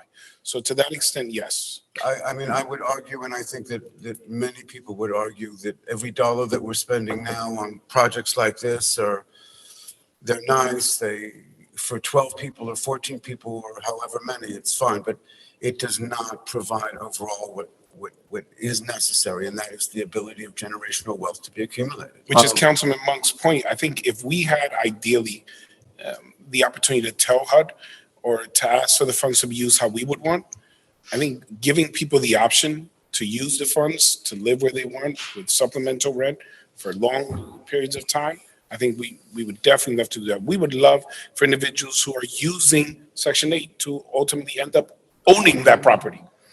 But we're restricted by the guidelines that they set for us. And then when they give us funds, if we don't use them by a certain date for projects, they take it back and then it gets allocated somewhere else. So can I make a recommendation, request? Yeah. I understand the HUD regulations are just through the roof, and it's probably something I'll never understand. But it seems there are companies that do understand it. Can we invite this company to a council meeting to understand the overview? Because hopefully we'll get more funds in the future. And instead of waiting for a developer to approach us, right? Oh, I have a great project and we're going to lose the money. Oh, fine, so here's $2.5 million. If maybe we'd be more proactive, I'm willing to get involved, okay? Be more proactive and try to use those funds and find the ways that we could maximize. Instead of 12 units, let's get 24, let's get 36, right? And let's see if we could create some type of joint ventures. I mean, I personally, I say this because my company we're involved with do development as well, okay? We just finished a development in Texas where we built a project, a joint venture project with the housing authority. At 50%, we built 250 units. 125 apartments have to be to people making less than 80% of the annual income. Okay, and 25% of all our profit, every dollar, 25% of profit, 25% of it goes to the housing authority. So we're infusing millions of dollars, whether we sell it or every income. Every time we take out a dollar of profit, 25% goes to the housing authority. So we're not only do we give in this small area community, we create 125 apartments of low income housing. We're also giving the housing authority hundreds of thousands of dollars a year. Potentially, we sell it millions of dollars a year for them to use it to build something else. So I'm not sure we could do that in New Jersey. It's obviously needed certain laws in Texas they had that gave The us the housing ability. authority has different, the housing Right. authority has a whole set of regulations just for the housing authority. Yeah, And I get it. opportunities in our system. I just say that there's such a need, and we're going to talk about this other, obviously, these ordinances coming out about the need of affordable housing. We can maybe try to do some joint ventures or something, right? And try to maximize these dollars to create these opportunities. Understood. That's now just diving a little bit into this one. Okay, I would like to understand. I mean, I did the math of their rents. I went online to look at what they're requiring certain amount of units to be 60% of AMI. I don't see how those rents match up to what they're proposing here. Rent should be a lot cheaper than what they're proposing. And I don't want to keep interrupting. If you want to finish all the questions, it's just that as you're asking them, I can answer them or I can wait. I don't- Go ahead, please. Why don't you respond Yeah. point by point? I think Okay. It just makes it easier. And in fact, in preparation of tonight, I have those numbers with me. Okay. Any portion that is less than 60% AMI, that rental is at least $200 less because they're below the income limit. And then the rental, so the rental limit always has to correlate to the income of the family, right? Based on that income, if two of those units mandatorily, because of the HUD rules, have to be below the median income and be, let's call it low income under their definition, or very low income under their definition, they cannot exceed, I believe it's like $1,400 for those rents. So for them to get that money and not have to pay that money back, HUD would have to comply with HUD's rental requirements, which is approximately $1,400, $1,450. They can't charge more than that. They can charge less than that. So for example, some of the rents that are 80%, between 60 to 80% AMI can go up to as high as $1,800. And then those that are 60% and below, the maximum is 1452 or something like that. So they would have to. How many people in the household? No. So the rent is based on bedrooms. The rent is based on For bedrooms. 1 bedroom? So this is a 2-bedroom. 2 bed, is it 1,400? 1,400 for a 2-bedroom. I'm doing averages of 2 bedrooms because I think this project, most of them are 2 bedrooms. So those are the numbers. 1 bedrooms, it's less. In fact, if you want that number, a 1-bedroom, the max rent for a 1-bedroom is $1,215 for the low rent. So that's 60%. The low 60% is actually it's below 30% of AMI is $1,215, and then the other one is $1,560 for a 1-bedroom. So the $1,560 is the max that you can charge, and if it's a low rental limit, which is the 30%, it's $1,215. Got it, okay. Got it. That's for 1-bedroom. Got it, okay. The next point, if I don't mind, just move. Yeah, on keep here. going. Shouldn't it in the resolution be what the restrictions are? Shouldn't it say in the resolution what there has to be 60% AMI or whatever is being proposed? Should that not be part of the resolution? So those numbers change annually. No, not the dollar amount. I'm talking about the restrictions. The number of units that have to be below, I mean, we can add that in there in future ones, because so what happens is under HUD, depending on the number of units, a percentage of those units have to be for, let's call it, they call it low income, which is below 30%. I think the question is, are we required? No, we're not There's no required. requirement to have it in the resolution to ensure that they're going to meet that because they have to meet HUD's standard. It's part of the money. They can't get the money without it. Yeah, but there's for instance, it says here, the sponsor will set aside 3 home assisted units. They'll be rented at HUD's low home rents. Right? So The balance of the home assistant units will be for low income households under 60% of area median income. Now, that might not be, it's not a HUD requirement per se. That's what. Is that a HUD requirement? Yeah, once there's HUD requirements for a percentage that have to be for very low, right? That doesn't have to be part of a resolution? No, it's part of the HUD agreement that is done through HUD and is Refer to monitored the through HUD. document. Okay, Yeah. fine. Okay, it is what it is, fine. That's- The next thing I want to point out here is, this consultant that wrote up what the HUD requirements are, it says in here, on page 7, the city is putting extra restrictions in place that will require the developer to repay the home funds should the developer decide at any point during the affordability period to refinance the property. I'll read it again. This is from the consultant to meet, I guess it's all HUD regulations. The city is putting extra restrictions in place that will require the developer to repay the home funds should the developer decide at any point during the affordability period to finance the property. Our resolution clearly states differently. Our resolution says, whereas to limit the sponsor's ability to realize a cash windfall by taking out a loan against the subject property, the city will place a first mortgage lien on the subject property that prohibits financing against the property without repayment of a to be determined portion of home funds. Right. Next, whereas if any time during the affordability period, should the sponsor wish to leverage the subject property, the city will make a determination of the amount of cash the sponsor can realize. Yep. So that's consistent to me. From the consultant, it says, the city is putting extra restrictions in place that will require the developer to repay the home funds. Yes. Should the that's developer consistent. decide. Our resolution says prohibits of refinancing against the property without, of a to be determined. Yes. There's not, what's to be determined? It's very simple.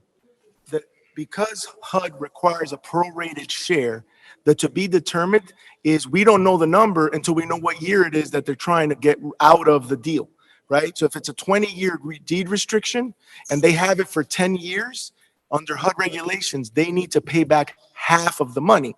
I don't know that yet because I don't know when they're going to leave, right? So that's what the to be determined is. Also, the reason for the financing, right, is also something that needs to be determined. Like why? So the windfall is the issue because the program is set up to reduce the value so that the numbers always stay low. Well, first of all, there's a total flaw in this whole calculation. Okay. And that is because in this consultant, he writes how the city has performed an analysis of internal rate of return to the developer, and the IRR is approximately 15.7%. IRR return is you take all the money spent, all the income along the way, and what you could sell the property at the end of the day, and then you figure out what his return was per year. So they're saying that it's 15.7%, which is consistent to give funding, because 15% is nothing great when you're developing, okay? Yep. In their IRR calculations, and they have it at the end, they're using a valuation of 1.3. Again, this cost $3.3 million to build. The valuation they're giving in year 20 is $1.3 million. Now, in year 20, there's no restrictions left. Right, so that number changes. All affordability, which means the rents here could go up, could double, whatever it is. So the valuation is not going to be 1.3. The value of this place could be 3 million, 4 million, 5 Or million. more because of the cost of money. Because of cost of money. 100%. Could I interrupt you for a moment? Yeah. This conversation is extraordinarily interesting. What I'm curious about is it particularly germane? And that is, are we intellectualizing amongst ourselves, or the bottom line is the federal government has certain rules and regulations, whether they make sense or they don't. And if you want to take advantage of their offerings through HUD, through home, through whoever, these are the requirements. Have a nice day. So I thought is that where we I are? thought about that a lot, and my response is that we're asked to vote on something, and if we're giving a consultant who's coming up with all those figures, I think we have the right to ask this consultant to back up what he wrote. Of course. If something's inconsistent. Nope. If something that's no problem with that. And that's all my question really is we're asked to vote on something, which means we're supposed to review it. And if we see some inconsistencies with the numbers and calculations, I think it's only due to ask. And I'm not expecting any answers tonight, right? You know, but I think I did a pretty good job answering your questions, right? Well, you want to answer this one about the calculations? I didn't do the calculations, so I'm going to have to talk to the vendor who did them because I didn't do those calculations. That's really what I'm trying to drive home is number one is how the process, and really I'm trying to really bring more light to the fact that based on all these things that we might be able to maximize our dollars to get more money for these funds in the future. But understand that if this project were 13 units and they got money for 13 units, those prices would be half because prevailing wage now takes into effect and it would completely change the whole project. So I understand what you mean, and we want to promote as much affordable housing as possible, but scattered throughout and diversifying, the income levels throughout the town, not in one specific project because that's where the issues comes in. And then that same exact project you're talking about would not meet the underwriting standards for HUD, which is what this consultant is very well known for throughout the state and throughout the country, doing this in other states as well, to make sure that they comply with the HUD standards to underwrite this amount of money. So just to sum up, if I may, Please. is that if this fellow is such a professional, then we should bring him in. And say, okay, now, you know the laws, you know how it works. You tell us how we can take these dollars, okay? And instead of doing one 12-unit building, let's do 3 6-unit buildings, whatever it might be, right? You know, how can we work our way around the funds and get more dollars out of it than just throwing $2.5 million into 12 units, which from a business, it just, I mean, again, like we said, we just give the money to the people that can live, you know, for $2,500 a month, right? Now, again, that's HUD regulation. Now, if there's no way around it, there's no way around it. I'll turn my mic off. There's no way around it. We're done. That's it. That's, you know, they got, you know, if you're but I think at least we should be asking the question, are there any other ways of doing this? I can answer that for you. Okay. The answer is yes. There are many other ways, and we've been doing them all. Okay. We're doing them right now. You need to qualify that answer. If there are other ways, so with all things being equal, so if we go, there's a 12-unit project that can be developed, and there's a location that's conducive for it. And one of the council members says, well, why can't we do 10 2-unit projects? And we go, where? Right. Who are the applicants? Where are we doing? What locations are conducive for these 10? Yes, when you think about it in terms of principle, it's great, but the city doesn't get to work in principle often. What happens is, and I think the business administrator shared, we don't want the concentration of affordable housing all in one area in large numbers. That hasn't been successful historically for communities like ours, concentrating poverty or individuals in need all in one location. So when we want to scatter it around appropriately, we consider land that's available, how much development would have the least amount of impact on the area of footprint, and what we can get approved by HUD so we don't lose the funding they give us. Ideally, we would love for them to give us the money and let us decide what to do with it, but they give us guidelines. And if we tell them, look, we want to do 4 projects of 20 units each affordable, and we go, where do we have the land, the location, the property that we're going to do these 4 units? So in this particular property, this 12-unit development makes sense. It fit the guidelines for HUD, and we can say, look, we're using your money. The money you give us, we're using it in a timely fashion, and then we apply for more money. I think these exercises, which are extremely beneficial, and you're right, if there are contradictions, we should definitely speak about them, but we cannot govern in what is theoretically possible or in principle.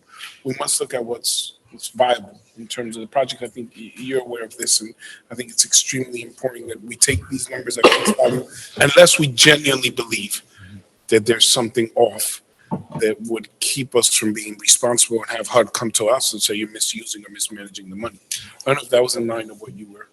Along the same lines, and just to close that statement, is they're audited. Our community development department and each project is audited.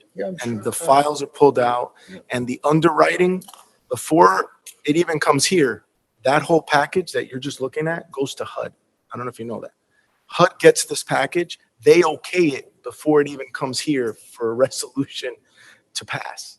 So this was, all these numbers were reviewed by HUD, who is going to ultimately audit the project when they come into the city. So I just want you to be aware of that.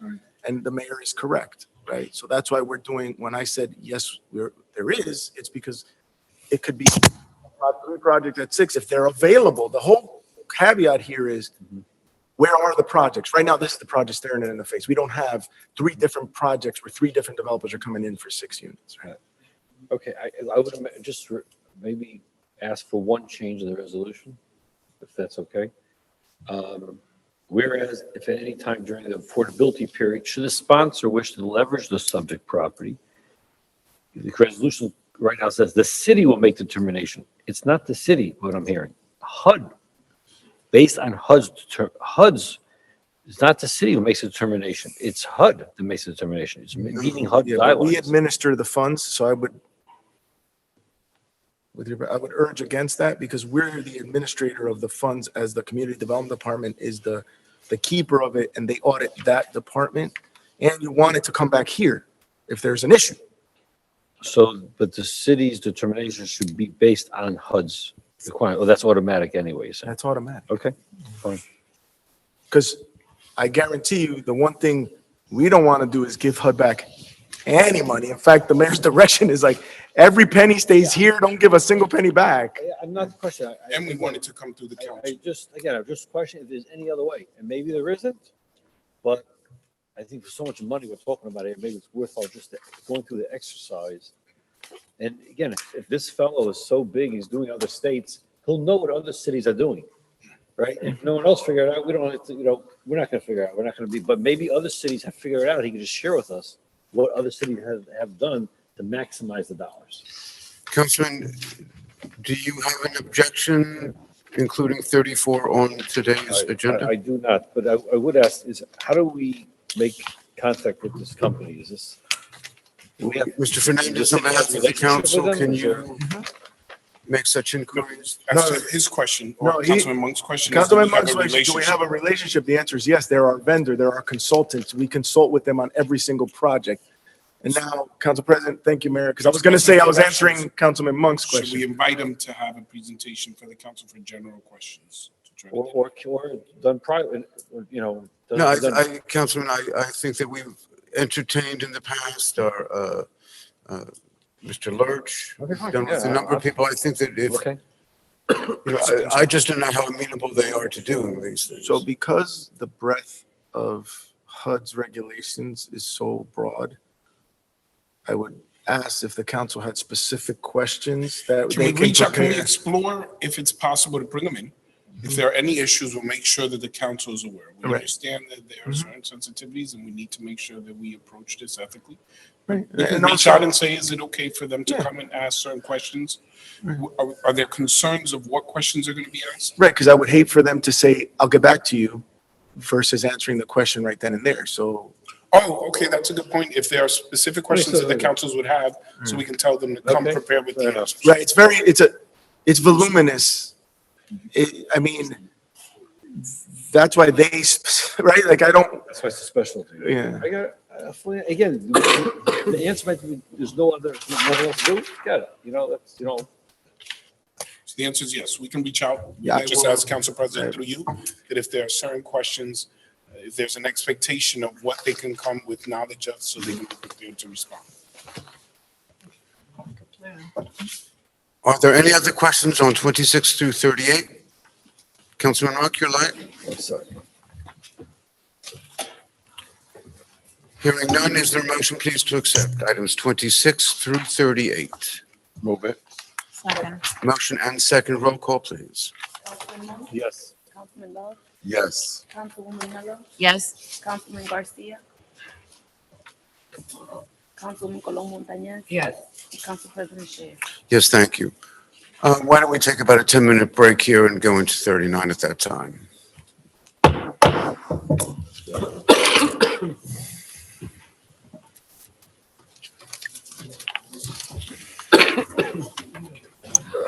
I have one. Yes. Yes. Yes. Yes. Yes, thank you. We are up to Roman numeral 11, ordinances for introduction and first reading. Number 39, proposed ordinance 317, zoning, Article 3, definitions and word usage, Section 317-10. Definitions, Article 6, conditional uses, Section 317-16, all zones, and Article 4, Schedule of regulations, Section 317-11, adoption of schedule of the City of Passaic to permit accessory dwelling units in all zoning districts. Ordinance for second and final reading to be scheduled for the March 19, 2024 meeting.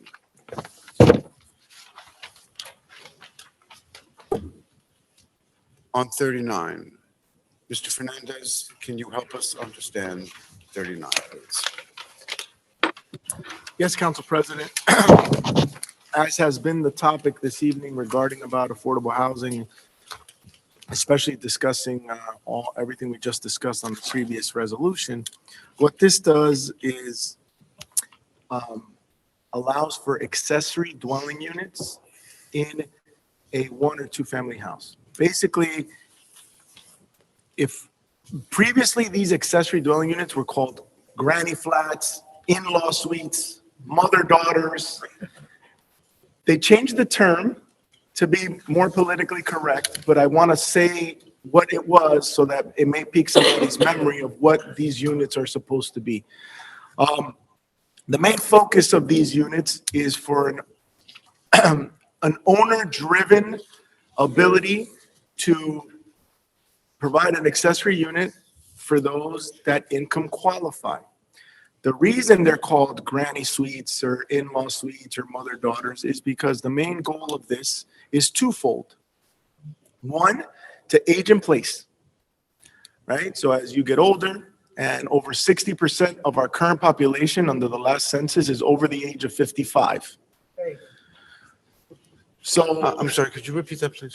over 60% of our current population is over the age of 55 under this last census. Okay, thank you.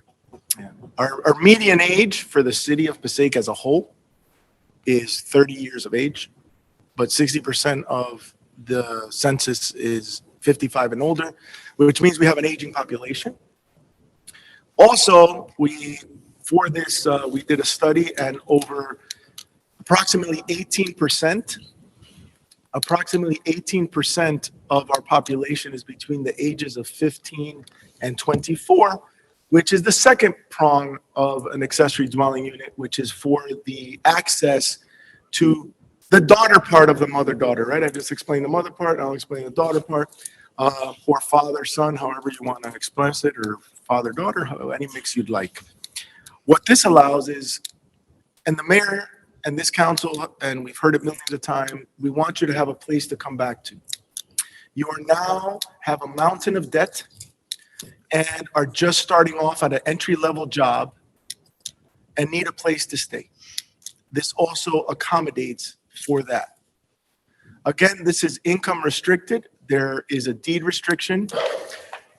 It maximizes the number of units to 2 on any given property. So you can have above a garage in a habitable basement because there's code requirements, or a habitable attic where you're permitted to have these accessory dwelling units. This has been a very popular kind of ordinance that has been passed in many surrounding municipalities of all types.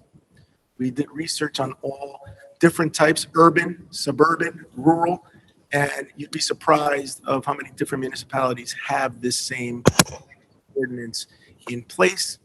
And the idea is to expand the opportunities for homeowners. It also allows for those homeowners that may be struggling, that has been exacerbated through the pandemic, to have additional sources of income to pay their mortgage, to get their expenses within 30% of their income, which is what under affordable housing is defined as 30%, not more than 30% of your income on household expenses.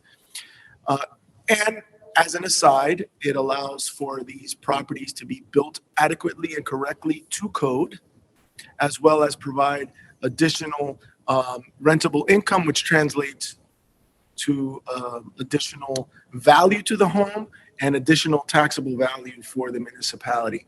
So all in all, this covers many different aspects of the renter, the owner, and the municipal tax base.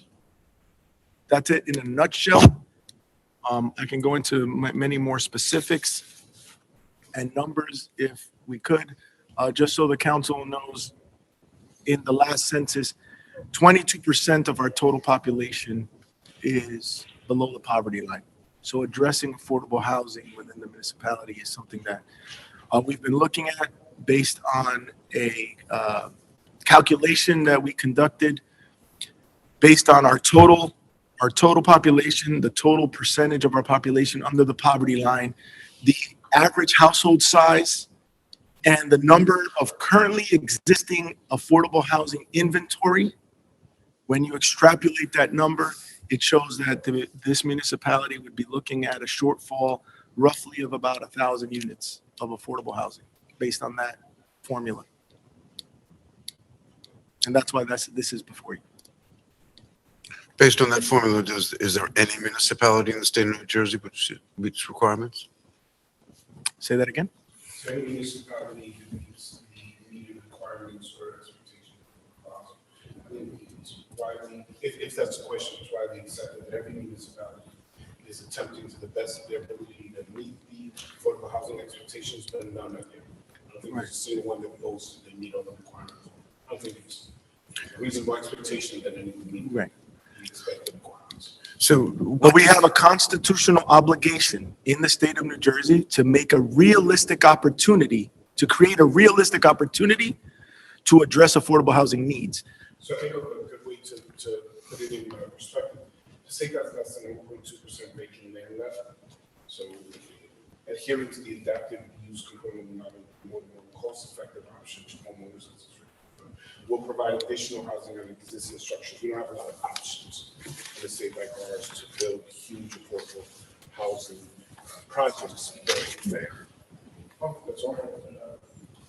As long as the council heard me, I think I'm pretty Start over. appreciate it. But I think that what you're saying makes a lot of sense, that municipalities around the state are struggling to try to meet what the expectations are and do their best to meet at least the minimum requirement. And this is in regard to attics, basements, cellars, garages? So cellars would not be allowed. There's a difference, and I think there's certain restrictions that deal with the height of the ceiling and the height from the ground level. But this would restrict two at most. I mean, you can't have an attic over garage and your basement. Right, and there's a minimum standard and a maximum standard, so you can't have a very small substandard efficiency of 100 square feet, which is barely a bedroom. No, they need a minimum of 300 square feet to even be able to be considered, and it can't be more than 3 bedrooms. Also, one thing to know, It would allow, not more than, it would allow kitchens.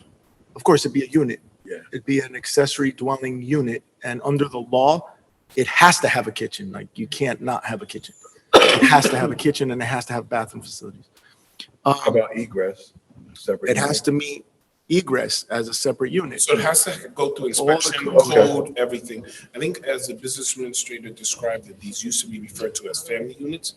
It's intended and often historically used where, let's say someone's child, I call them more parent-child accessory dwelling units.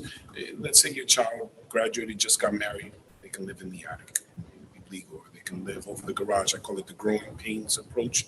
When we used to see that show, and Mike Seaver lived over the garage, over the family house, for those who used to watch that show, or your grandmother staying with you, or your mother-in-law is going to stay with you. It's intended to provide an opportunity for the 1 and 2 family homes to have that option if they meet all the requirements in terms of code and appropriate living space.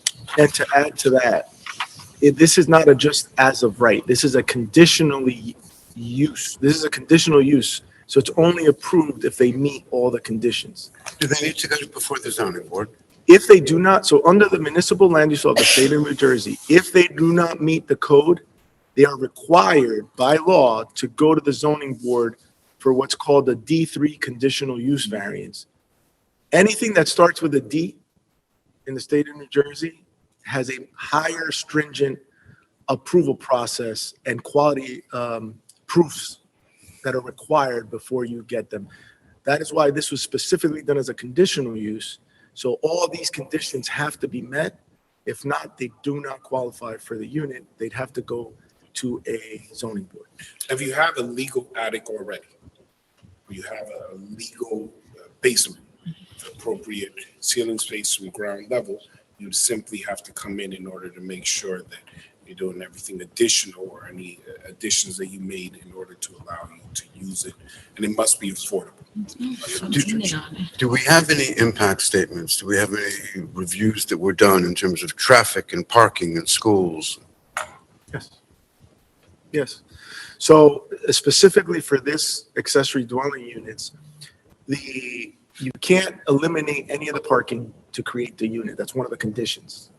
Secondly, when we conducted our study for the areas so I don't know if the council knows, over a third of our municipality, over 1 square mile, is R1 and R2 zones. So more than 30% of our municipality is single family and two family. When we did our study, just so you know, and I said that just so you know the level of study we did, the grand majority of those properties, approximately 88 to 90% of them had driveways and driveways in which multiple cars fit on the driveways. When we did that for accommodating the parking for the current use and any additional use, because we limited the amount of units that can go on there. But bottom line, if a new unit is erected, purchased, whatever, the bottom line is the people who live there are no doubt going to have vehicles. Well, it Isn't that depends correct? on who lives there. Right. I'm sorry? So it depends who lives there. I mean, obviously, any scenario or any hypothetical you can attach stats to, but if it's your children who are going to live there, they were living in the home anyway. And they had the car there. And they had the car anyway. This would just provide them the opportunity to live upstairs in a unit. If it was your mother-in-law that was going to stay with you, whether she's going to stay in a guest room or stay in the attic. So it really depends on the property owner, whether the property owner is intending to have individuals within their families use it or otherwise. We don't have an expectation, as this has been done in other municipalities, when we consider how it's worked there, to see a huge impact, or at least an adverse effect. But And if you're looking at statistics, specific statistics on parking, our census data under our community for rental properties, for rentals, over almost 40% have no cars of rental units based on the census data. So you extrapolate that, you're looking at, I think, what was the number, Mayor? 60 or 65% have one car or less of the rental The population. stats don't show that that would be a major concern.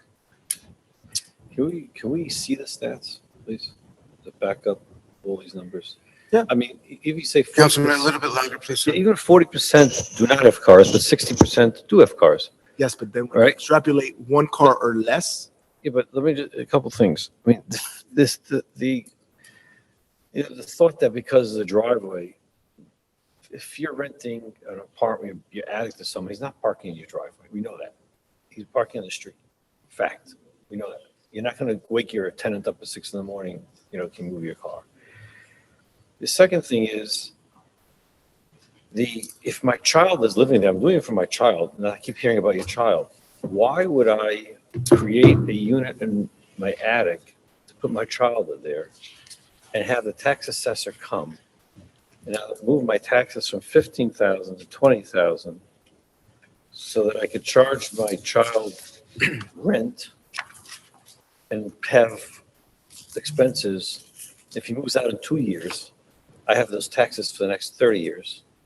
If, All right, so this thing about this mother-daughter or the child moving in, why would I put more expenses long-term on my home? Guaranteed, even if my child decides to move out in 12 months, I don't have no one else to move in. And why would I do that? if I may, if all those numbers and all those years in that scenario were to work out exactly the way you pose it, I would wonder as well. But if I were to tell you, if your child wants a level of autonomy and privacy, an independence. adult child and independence, and you bring in additional revenue and they get to stay at home as opposed to going into debt to buy a home or moving out somewhere else, they go, I'm going to stay here. I'm going to live at home with my family, but yet still feel independent.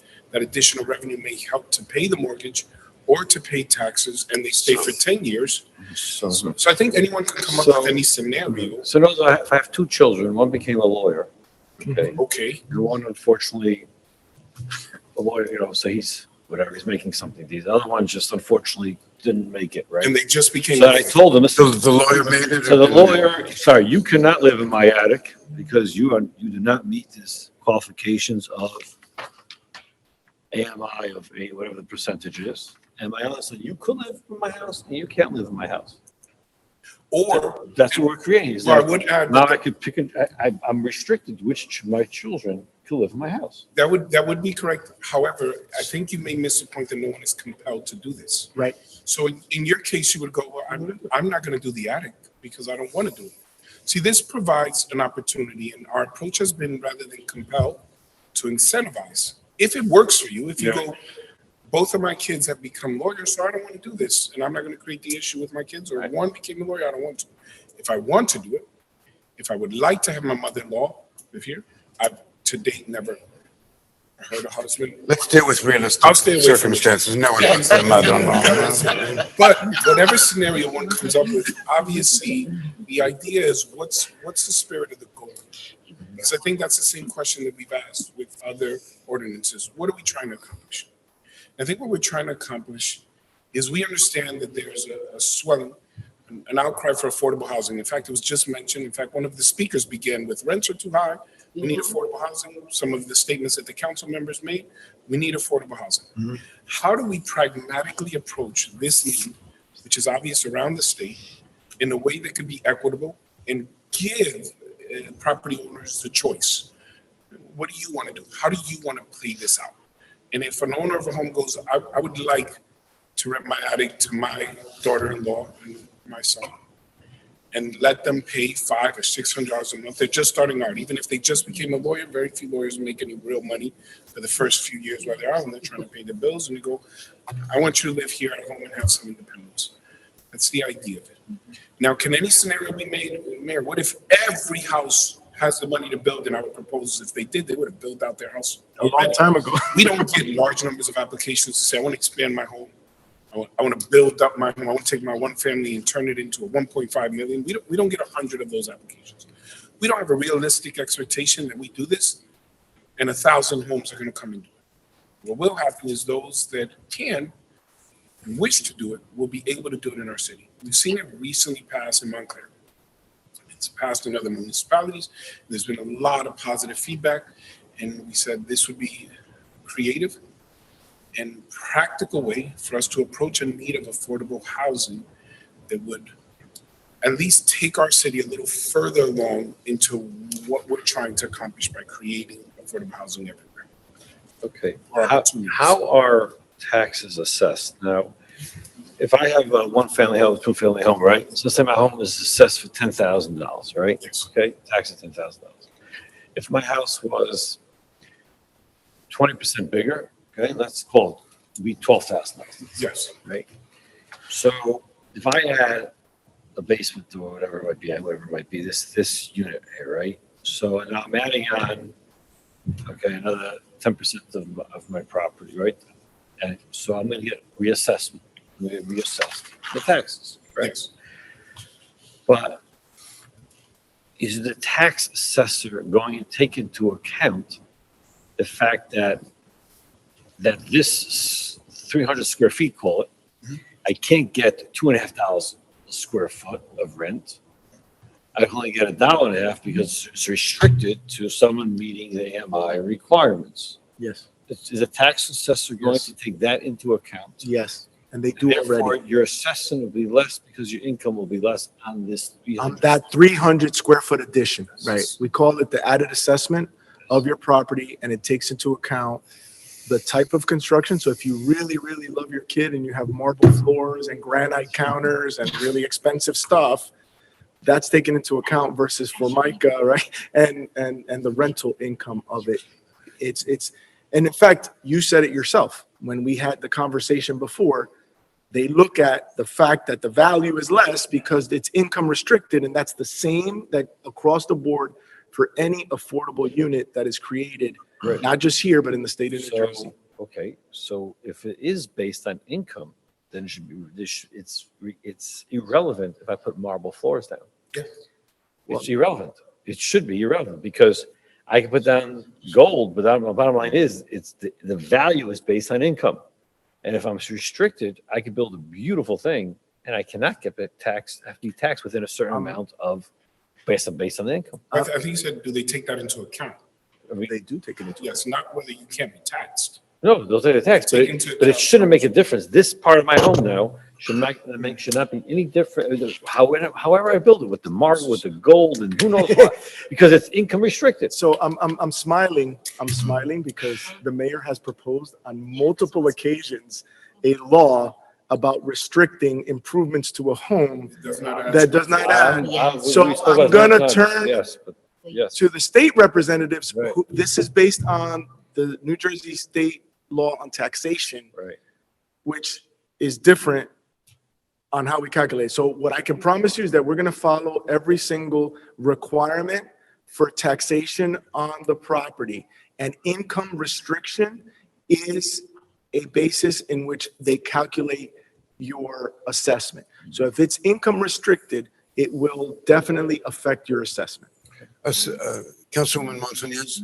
Yes, I think it's a great idea, and I just wanted to bring Councilman Monk to reality. Your kids, I'm not letting them in anyway. you're gonna let them in, and then you know what's gonna happen when they move out? The grandkids are gonna move in.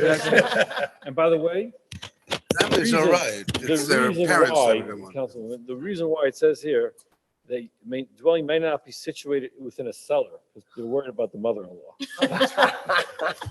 Councilman Love, please. No, I just wanted to say the same thing. Basically, the key term, and the mayor has articulated it in a lot of different ways, is choice, right?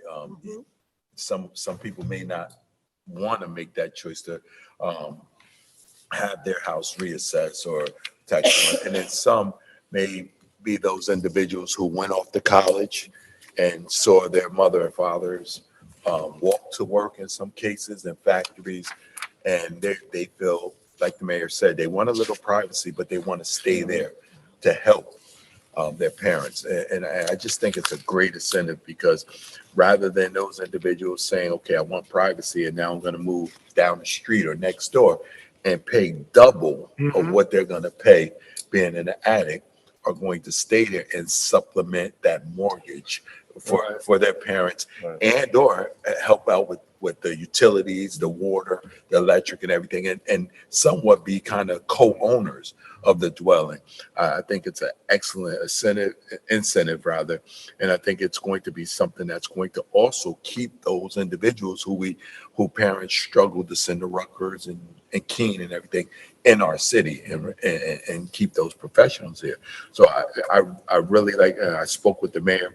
I think this is one of those ordinances that eventually, once all the kinks are worked out, we're going to be very proud of it, for so many reasons. Because one, we're going to keep people are now what their choices are: either we sell and move out, right, so that we can get a bigger place for us, because that room that I grew up in since I was in kindergarten is just too small right now for my spouse and my child. So I think that the choice is the key. It might not work for you, Councilman Monk, right? but it may work for several of our other citizens. But Tell me about, hearing is, if I could just ask, and then I'll turn to you if you don't mind. Density. Spoke about it before. We have a limited number of parks. We have a limited number of everything, right? We've got 2 square miles that we can build, and 1+ square miles that's parkland and everything else. Profit. This, I mean, we're one of the most densely populated cities in the United States. Shouldn't we be looking for less density? Are there going to be, what kind of service provision is going to be made here? Are we going to need more ambulances, more police cars, more police? And who's paying for that? So that argument can be made with all development that occurs. Why are we making development? Are we adding to density? Now, we look at historically in the city where we've had, I would say, an increase of development over the past 10 years. And we have not seen a drastic rise in the number of our population. From 2010, 69,800, 2020, 70,000. We have not seen a drastic rise in population. But Second, Mayor, let's be fair that those statistics. but they're what we have. So if we're going to say, but we can go to the school.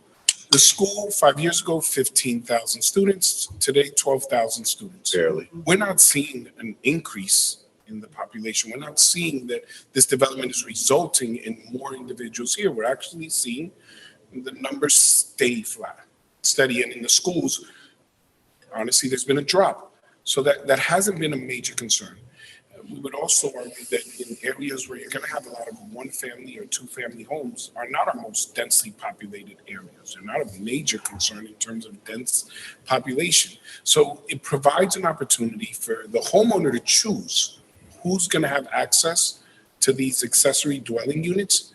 We would argue that if these individuals, and ideally that would be the case, it would be within the family, that they're already there.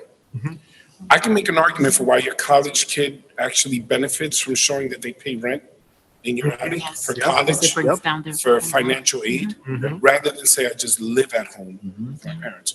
Many young adults, when they're first starting off in their career, benefit from having rent because it lowers how much they have to pay for tuition, so especially for commuters. When we weigh the benefits, and are there going to be certain cases where individuals may say, hey, I want to rent to someone new? But we have not seen that be the case in our city. And we don't have a huge expectation because if you already don't have a legal attic and you need to make the modifications, it has to make sense for you. The investment has to make sense. And if you're going to be limited how much you're going to rent, if it's not family, first of all, I would say people who have one-family homes and two-family homes, they're very careful as to who they let in. Yeah. You don't want strangers. This isn't a building where you're just renting out to whoever. But when you sell, Yeah. can you sell to separate entities? So if I may add, there is a restriction Yeah, you can. in this ordinance that requires a deed restriction for that purpose. So whoever comes in is held to the same exact standard that the seller did for the deed, the term of the deed Yeah, restriction. you can't sell the attic separate from the home. No, it's an apartment. It's an accessory.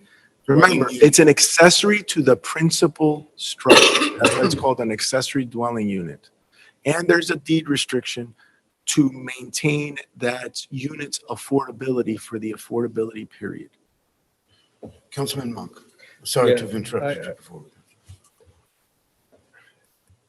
Why, I understand the need, and I get the concept of it, and Mayor, we spoke earlier about it, but the need is, that's not, why are we restricting it only to 10-year?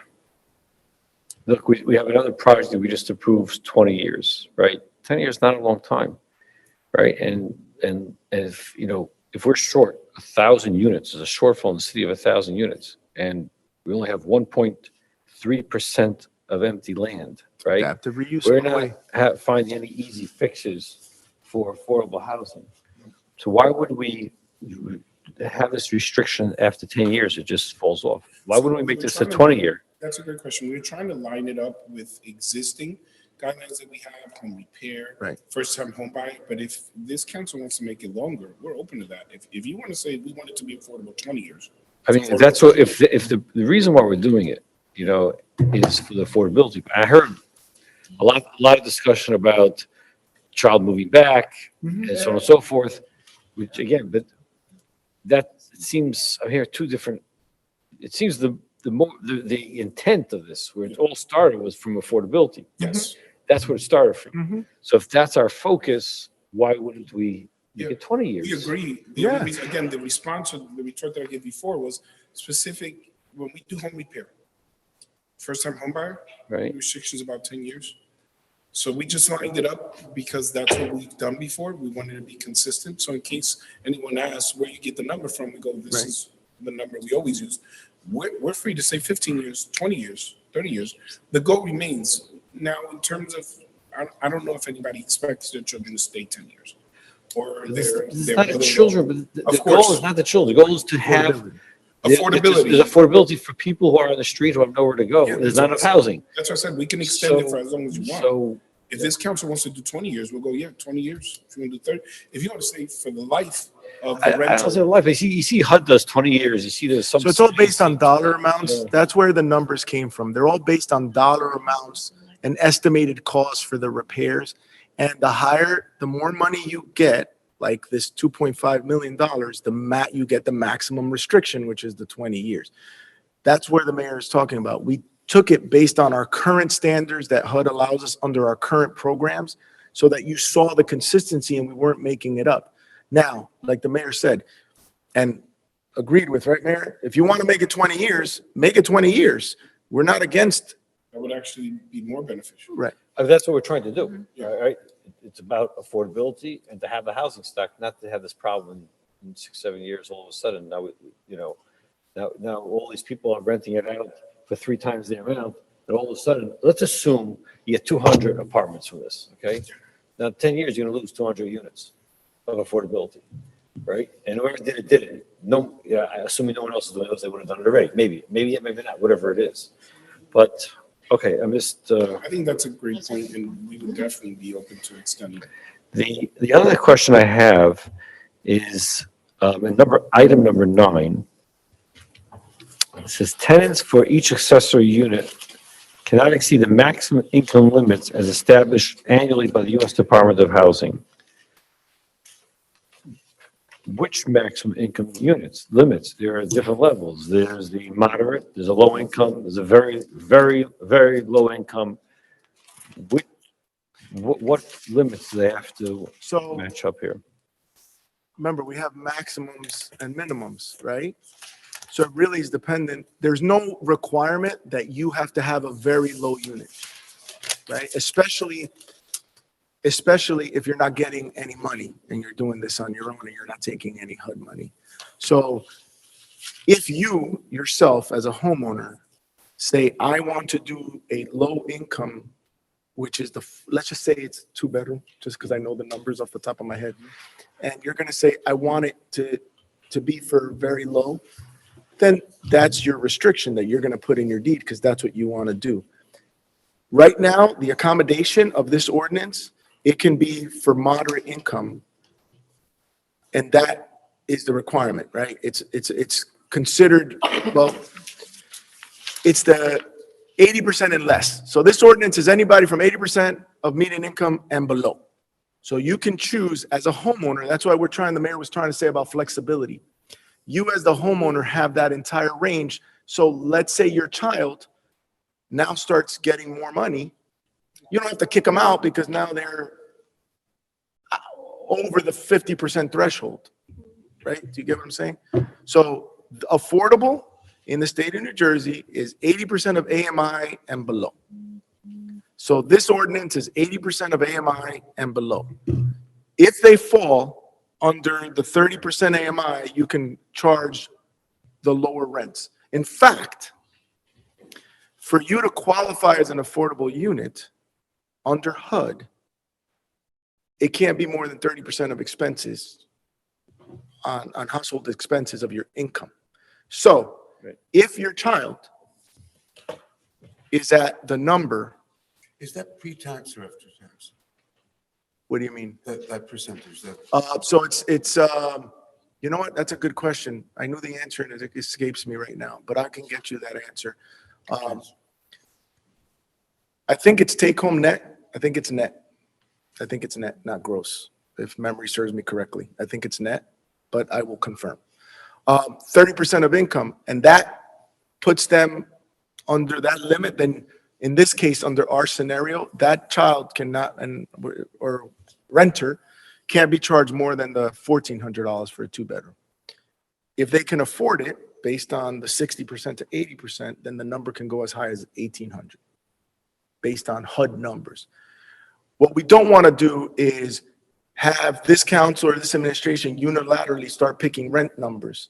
That's why we use HUD's guidelines as an affordability period, so that there's a standard that is followed annually and investigated annually and produced to us annually that is used nationwide, so that there's no confusion and no one can say, I want this to be that or that to be this. Could I sublease?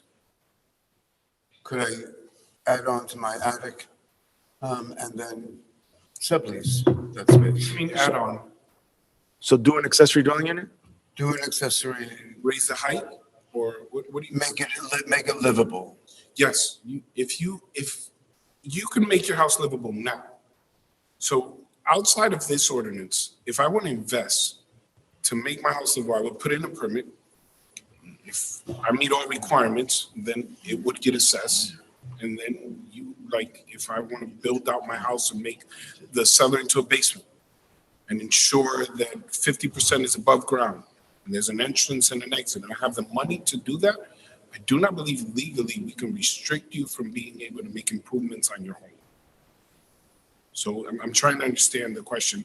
Could you improve upon your home and then make an area that previously was not allowed to fall into this ordinance, now fall into this ordinance? Is that the question? I believe you can do that right now if you wanted to. If I have money and I get approval, I can build out my house as long as, and I believe it reads here, no accessory structure may be built on any lot in which there is no principal building structure. An accessory structure should not exceed the maximum height permitted in the zone for 1 or 2 family homes. The existing restrictions you have to meet, but if you have the money to expand upon your home, just like I can expand on my 2-family or 1-family home right now, I can make it bigger. I can make it larger, and do whatever I want. If I want to pay the taxes for it, I can add all the square footage and go as high as the limits allow in the city. Right. See, there's no, like lot coverage doesn't change. It has to also be within. Right. So it's a conditional use. Could you repeat that, please? I said the lot coverage. In other words, if your building can't cover more than 25%. Right. Right. It doesn't change. Remember, You have to meet within the guidelines that already exist. it's an accessory. Let's take an attic. I remember years ago, we passed a law that to even put bedrooms in an attic, your steps going up to your attic has to be a certain width. Yeah, that's all to code. So another thing is if you're using your attic, there has to be, I think, to have an apartment in the attic, right? You have to have an egress to the attic that does not go through Correct. the main home. That's correct. They have to have an exterior staircase So made to have, Or it can be a ladder. right? all the A codes ladder? has to be allowed, right? Is that what you're saying? Ladder? Oh, yeah. No, it No. should be No, so usually it's a staircase within the house. So usually what happens is, typically as someone who's inspected many of these homes, typically what happens is you have a hallway that they block off with a door to separate the second unit and the attic unit so that they can walk without going into the second unit. That's typically what happens. But again, it has to meet the width requirements of the code. It has to meet all fire egress standards. And what has happened is a secondary means of egress sometimes is required. Fire where escape. They've had a roll down ladder I've seen. That's separate. That's what the council president's trying to get to, right? But that's not the primary means of egress. So you are correct. They have to meet the standards of the zone. I have one comment. And, not that I'm restricting myself to any other comments. But, We already why get it, appreciate it and everything. And I know there's unlikely scenarios, because technically under the scenario, if you have a block that has 10 homes, let's say, right? Right now, there are 10 families based on this, right? Each one of these homes can put something in the attic, put something in the basement, and now you have 30 homes on this block. Okay, you go from 10 cars to 30 cars. Again, I'm giving you a crazy, it's not gonna happen, I get. Why don't we start off where allowing only one accessory unit per dwelling? Why are we going right away to 2? Understood. I think that's a great question. Allow me to state this. I believe that it is the responsibility of government to consider hyperbole in the worst case scenarios. So I think it is important that we share, what if we ended up with 30 cars? What if we ended up with 30 houses? So I wanted to preface my statements or lead with that. I think those are fair and appropriate considerations in debate. Why 2 units? Why did we choose that? Because of the need. Because we don't believe, and we have no reason to believe, that we're going to get flooded with a bunch of applications. So we want to maximize the opportunities for those who can. I think we spoke about earlier generational wealth, if I may. How do we create that? How do we provide people with genuine opportunities to have value to their home, to keep their families in their home? So we have families in Passaic that own homes in word alone, the banks own their home. and they're struggling to pay that mortgage, and they know that at any moment, if they don't pay that, it can be taken away. What you call your home is really yours until you pay it off. If you don't pay your taxes for 2 years straight, you can lose your home. So we were trying to think, if we're looking to help to create affordability, while at the same time bringing some kind of benefit to the homeowner, to those who struggle, 2 units makes sense. We know that you could potentially have 3. You could have up to 3 if all, I guess, factors work out. If you have a basement that's 50% above ground, if you have a garage, if you have an attic. So we said, look, why don't we start with 2? That was the approach. Start with 2. If it works out and people really like it, then the council could always say, all right, why not 3? But we felt 1 may have been a little less than what we were hoping to accomplish for the individuals. Or maybe people like you that have one son who started off at a lawyer and the other, he's not making much money, and the other one, I said, you to the garage, you to the attic. To be serious, we just thought it would have the most benefit. You know, again, I thought really the gist of this was affordable housing. It is. That's the truth. But additional benefits. But now the benefits of looking to help people because they can't afford their homes, then why are we strictly just affordable? Because why don't we just one doesn't negate the other. Okay, I understand. If we were to say, we want to create a park for recreation for kids, and also it benefits adults, and also it's going to help with flooding, there are additional benefits. But we have to look at the flip side is that, and this could happen. Yeah. Take any home in any area of the city. We have a single family home, okay? Councilman, your home, okay? I know how I would feel if the person to the right of me puts apartment in the attic, puts apartment in the basement. The person to the left of me puts an apartment in the attic, puts a basement. Now I have 6 families on the side of me instead of 2. Okay? I get here, if you go from 1 family, they go to 2. Okay, there's another car there, whatever it might be. I don't want one more on my side. So instead of having 1 family next to me, I now have a 2 family. I get it. But we're open, this wide open. Then now the person to be next to me is 3. And now all of a sudden I have 6 families next to me. All right. And if I live on a block where parking is restriction, we know most blocks have that issue. Now, so assume of the 6 I added out 2 on each side. Instead of those 4, only 3 of them have cars. You know what 3 cars does to a block. So I think we could accomplish, we're trying to accomplish, and we could go just a little slower by doing 1 unit. And it won't affect, I understand we want to help the people to the right side of the councilwoman and to the left with their expenses, so on and so forth. But what does it do for the person who's not doing it? Right? In terms of their quality of life and the values of their home and what the values of what we're doing to their life. Understood. If I could respond in the same way that you did earlier, see, if the goal is affordability, then we want to maximize the opportunity to have more rather than less. So if that's the goal, the idea is affordability. If the idea is that we want to extend affordability for longer periods of time, we go 20% makes sense. But again, if the goal is, or 20%, 20 years, 20 years. If the idea is we could use 1,000 more affordable units, then this gets us closer to it. So two accessory dwelling units meets us closer to the goal. If you say, let's start with 1, and then assess it when to see if it has an impact. I see. I think to set our goal of trying to add 1,000 units and backing into it is maybe I don't know if that approach is a healthy approach because we're not looking. Maybe we should be looking more at what people currently have in their home, right, and then what they invested in their home, right? They invested everything.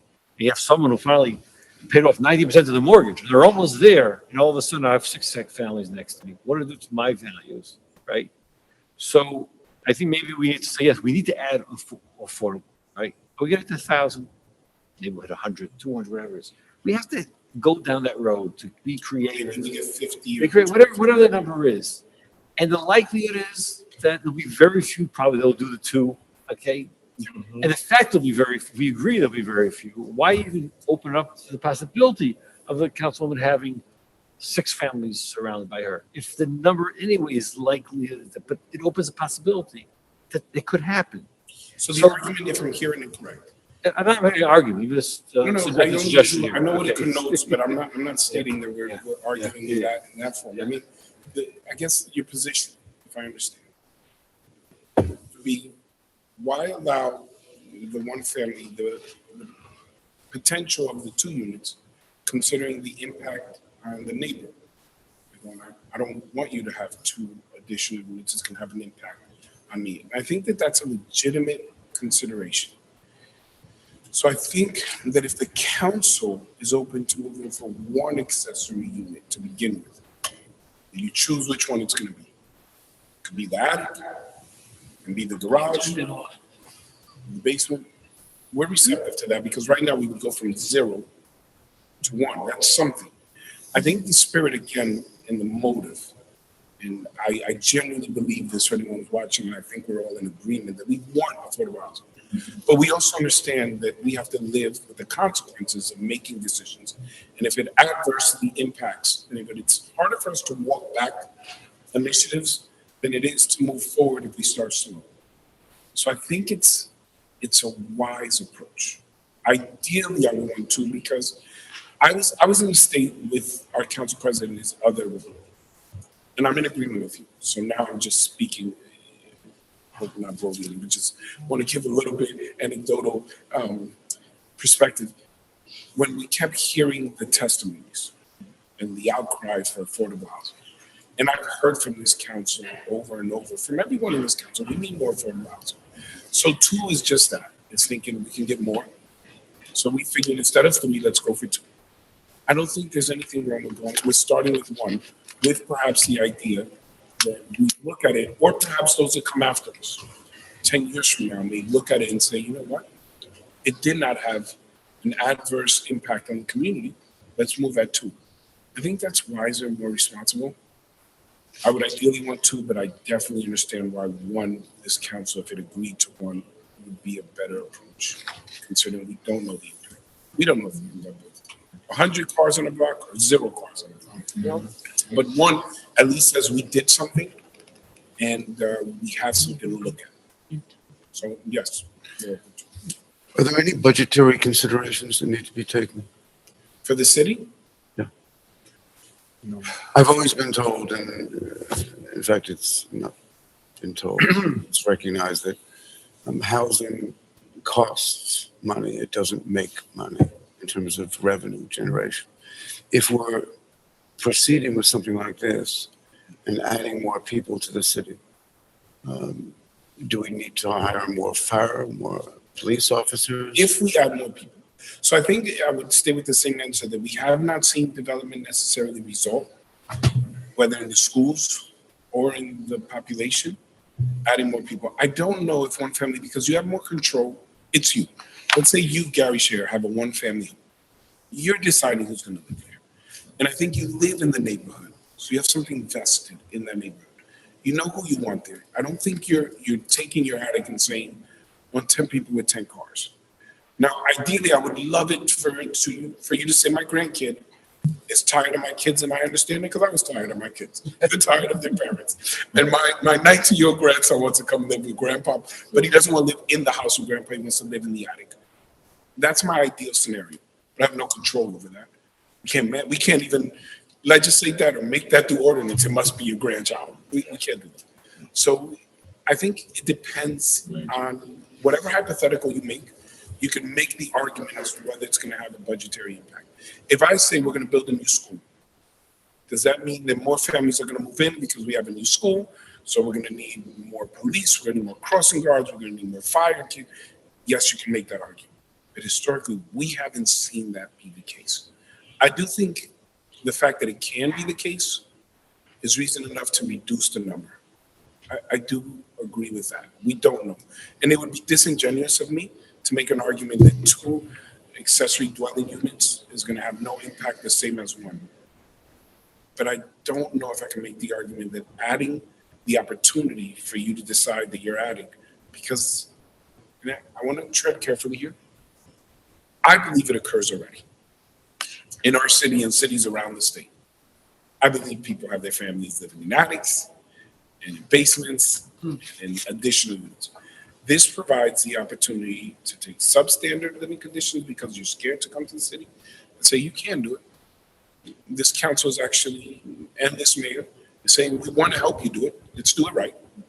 And second, I think that the argument of creating affordable housing, or rather not argument, but the opportunity for us to create affordable housing while we're seeing that the outcry continues to grow outweighs the negative of, do we end up with more police? Because I think police come when you have more crime.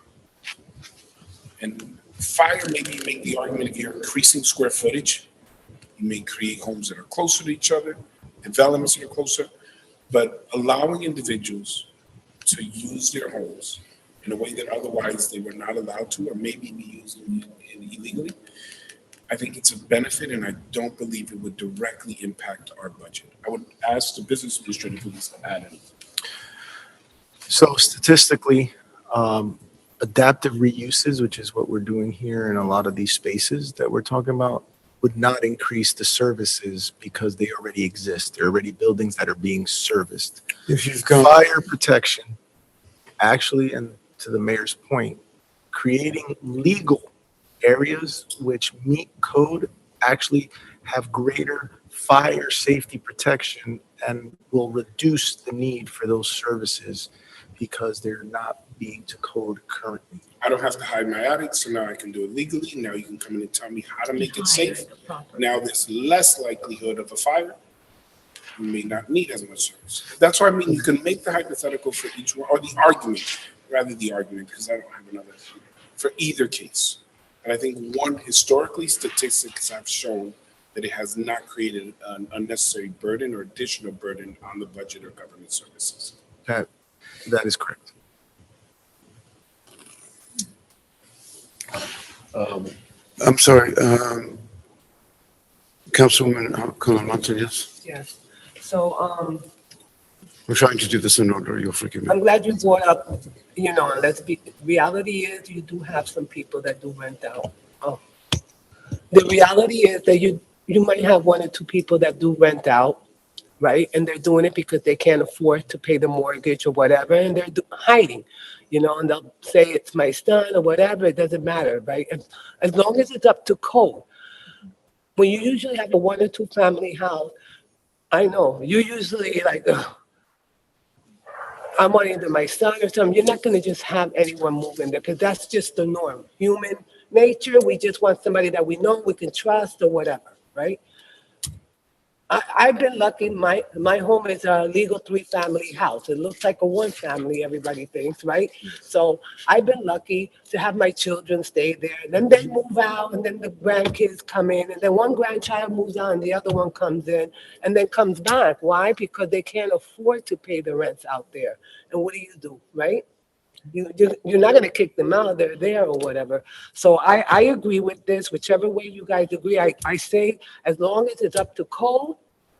And basement, that's my fear. Basement, as long as they have a way to it come in both ways, and the attic both ways. My attic, I guess years ago, before I bought the house, which was 20-something years ago, or 30 years ago, it used to be a 1-family house. And then whoever owned it, and it's historical, whoever owned it sold it, and the second person went and built 3-family and made it legal. And then I happened to ride by, and I got the house, so I'm the third owner. So I'm lucky to have a 3-family, and lucky that a couple of years ago when everything was going down, I lost my job for 2 years. My husband lost his job for 2 years, but because I had the 3-family, it helped me stay where I was at. So I'm just saying, I think this is a great idea as long as it's up to code. And we keep talking about the kids, but we're forgetting about ourselves. At a certain point, you're going to want to downsize. And maybe that 3-bedroom that you're currently living in, I don't know if it is or not, right? And now it's just you and your spouse. Maybe you have, the attic can only fit a 1-bedroom. Now you and your spouse move up to the 1-bedroom and you rent it. Your child, who now has multiple kids and grandkids, move to the unit you had with the 3 bedrooms, and now you're in the unit that's above. So let's not forget that either. This is also, and it's nationwide, ADUs are also for aging in place. That's why I started with the statistics of how many of our population is over the age of 55, because that's also a growing need in the municipality that we can't forget as far as the accessory dwelling units. So I was going to make a joke of it, but I said, I think it's a little bit more of a serious topic, and they throw you said the Greg, they throw you in the attic and they take the apartment. They're not going to keep you in the, right, but They do, they work I in do believe it helps us address the issue of Yeah. affordable housing. Accessory dwelling units, as I mentioned before, I think though not the direct reason why we're doing it, but it adds more value to the home, helps with generational wealth, keeps families together and gives you the option, and it puts the power in the hand of the property owner. So again, I think it's pragmatic to reduce the number. I believe it's extremely beneficial to us to have an approach of increasing affordable housing. Do we have any analysis, any supposition, anything at all to assume what the results will be at the end of the year? That how many conversions or whatever would be? I think we would go with what we've seen in the past. We haven't seen an increase of individuals trying to add square footage to their home. So we don't expect that we're going to get a flood of individuals say, "Oh, now I can rent to my kid. I'm gonna go redo my attic and make it bigger and then have it reassessed and get more taxes." The only way we're going to get those stats for our city, exact numbers, is to do it. That's how we're going to see it. It becomes extremely hard because it'd be conjecture and we'd be pulling numbers out of the air. What we can say is that in other municipalities, we've seen municipalities range from suburban to urban, except this model. Seems to be a good compromise in terms of creating affordable housing in a responsible way that benefits homeowners who may not be able to immediately reduce their taxes. You know, cost of living is rising, and individuals are concerned about where their families are going to live. More and more families are choosing to stay together just for economic reasons. And this gives the opportunity for you to say, "Come home, mom, and live with us in the attic," or "Kids, come home and start here. Don't go off into debt. Start here, save some money, help pay off this house that you're going to inherit anyway. When we're gone, this is going to be your inheritance." So it does help some families, and it gives us the opportunity to turn to a community with, we have unique needs and we have some needs that are similar to other municipalities, and say, this is the approach that we felt would benefit across the board. Across the board, whether you have a big one family or a small one family, everyone gets the opportunity for an accessory dwelling unit one. Additional questions, please. Yeah, just to wrap this up. Yeah. A garage has to be attached to the main structure, or a garage could be detached? Has to be on the law. it has to Be be on the lot. detached as well. It could be detached. In fact, we would argue most of the garages that are detached are probably more conducive for this. Yeah. That's definitely the Mike Seaver approach. Separate. Makes it for grown people. I think Happy Days also had, I think Fonzie lived on, Happy Days had- Fonzie lived on top of the garage. So we've seen some of these around the city, some of the garages that have the additional unit on top that you can convert into a little one-bedroom studio for your kid, college or things like that. Okay. Just, again, I was going back to the language here. Again, I just don't know how it works. Tenants for each accessory unit cannot exceed the maximum income limits as established annually by U.S. Department of Housing. Right. But what I heard earlier was they have to be 80%. Yeah, so I can give you those numbers right now. No, So let's say that this doesn't have past to be month. part of the resolution. That's what I'm saying. It does not, Because because, that has to be 80% of AMI? no, that's done by HUD. That's what I'm saying. That's the But beauty of 80% is this. automatic by HUD? Yeah, so I could tell you 2023's numbers right now, if you want It's fine, to. I don't need, it's fine. So in other words, maximum income limits for something which is affordable housing is the 80%. That's the Yes. definition of. Right, and they do the calculations regionally for us, Okay. so that we already know the number. They do all the studies, all the data collection, and give us the number already. Okay, the other question I have is what mechanism is in place, will be in place in City Hall to track? Assuming, let's say we get 200 of these, right? who's tracking on a yearly basis that the tenants there, that there has to be a lease? And who's tracking the pay stubs to sure that it's certified that these people are making less than 80% of AMI and so on and so forth? What is the mechanism for all this to be? So the beauty of it, it already exists in City. We already do that with all our HUD-funded projects. So we would not change that. You have the City of Passaic's current ordinances have multiple locations in which the processes are reviewed. You have tenant registrations, which tells you the number of people that are in there, the rents that they're paying, the number of units. You have code enforcement and zoning, which are going to put that restriction on the CFO. And you have the deed restriction, which is required before they can get their C of O. And then finally and ultimately, you have our community development department, which is the department which is very well versed in these HUD guidelines that are going to review the income limitations and the rental limitations.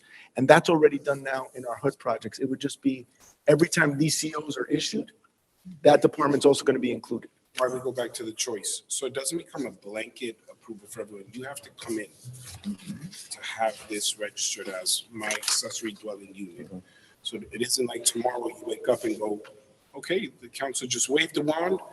I have an attic that can be rented. You have to come in and go through the process. So You get that's where it's inspections and make sure it meets all the qualifications. yes, And remember, you said it. If they don't meet lot coverage, if they don't meet heights, they have to go through. they got to get a variance, just like any other homeowner would in the entire city. This does not preclude them from getting those approvals necessary. They need a variance to do this? No. They need a variance if they don't meet code. They don't meet code. Yes. Got it.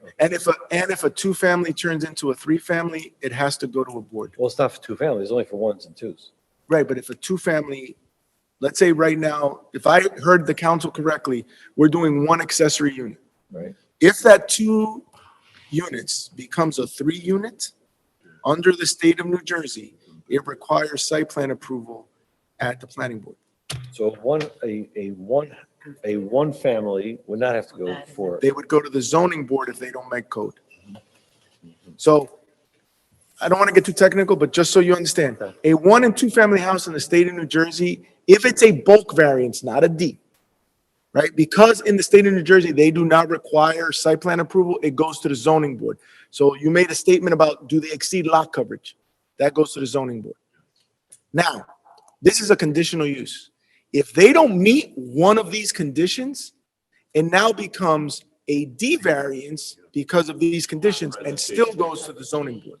so a condition could be is, let's say it says here that the dwelling area could be no less than 300 square feet. Right. So if they want to put this in with 200 square feet. They got a D3 use variance that That's a needs to go to the comfortable use zoning board. variance. That's correct. it's the reason why I said it's the most practical approach because there are checks and balances in place. We get to meet, not the requirements, because we're not going to meet all of the ideal requirements. The expectation that we're providing more affordable housing in a responsible way where we still have this process so people can't abuse it. Right. So this variance is whether it's a zoning, as a zoning. Zoning or planning, It only depending on the has use. certain powers, for instance, to allow less than 300 square feet, right? Or allow less coverage on the lot, right? But they don't have the ability to give a variance if it doesn't meet fire code. That's like correct. The width of staircases. That's correct. Or the size of egress windows. 100%. That's state code. Yes. Or even some of the stuff, the city stuff, it's fire stuff, that doesn't fall under the variance. So what would happen is this. If they did need to go to the board, they would hire an architect and the architect would have to present it to code to keep their license and not lose their license in the state of New Jersey. So whatever the board would see in the expectation is that they're licensed professionals that are going to meet code. And guess what? Let's say they make a mistake and it doesn't. When they get to the code department and they don't meet it, they have to. And if by any reason that changes any of the approvals, they got to go back to the board to make sure they build it accordingly and the board gets to approve whatever they need to approve. So you understand, this is not special to this ordinance. That is just general practice for land use cases. Okay, would the administration be okay with going with 1 unit and changing it to 20 years? That's Yes. But ideally, I would ideally want it two. Yes, I do understand that we would be open to one, 20 years to keep it affordable, yes. And if I may, Councilman Mark, so when we say one, we're not gonna restrict which one. Right. Okay, all right. You pick which one you want. Every house is All right, just different. wanna make sure. Yeah. Yeah, And I can tell you right now, we talk about basements here. Very few of our houses in the city of Passaic is an actual basement. They're Very few more have sellers. Garages that you can do this. Yeah. And even less that are willing to build a garage to do this because it won't make sense. This is my last question. It's fine. We heard And I- that. and I'll make Councilman, my I would not statement. make that statement if I were you. I did not You're say, under oath. let's say, let me just say, it's my last question for this ordinance.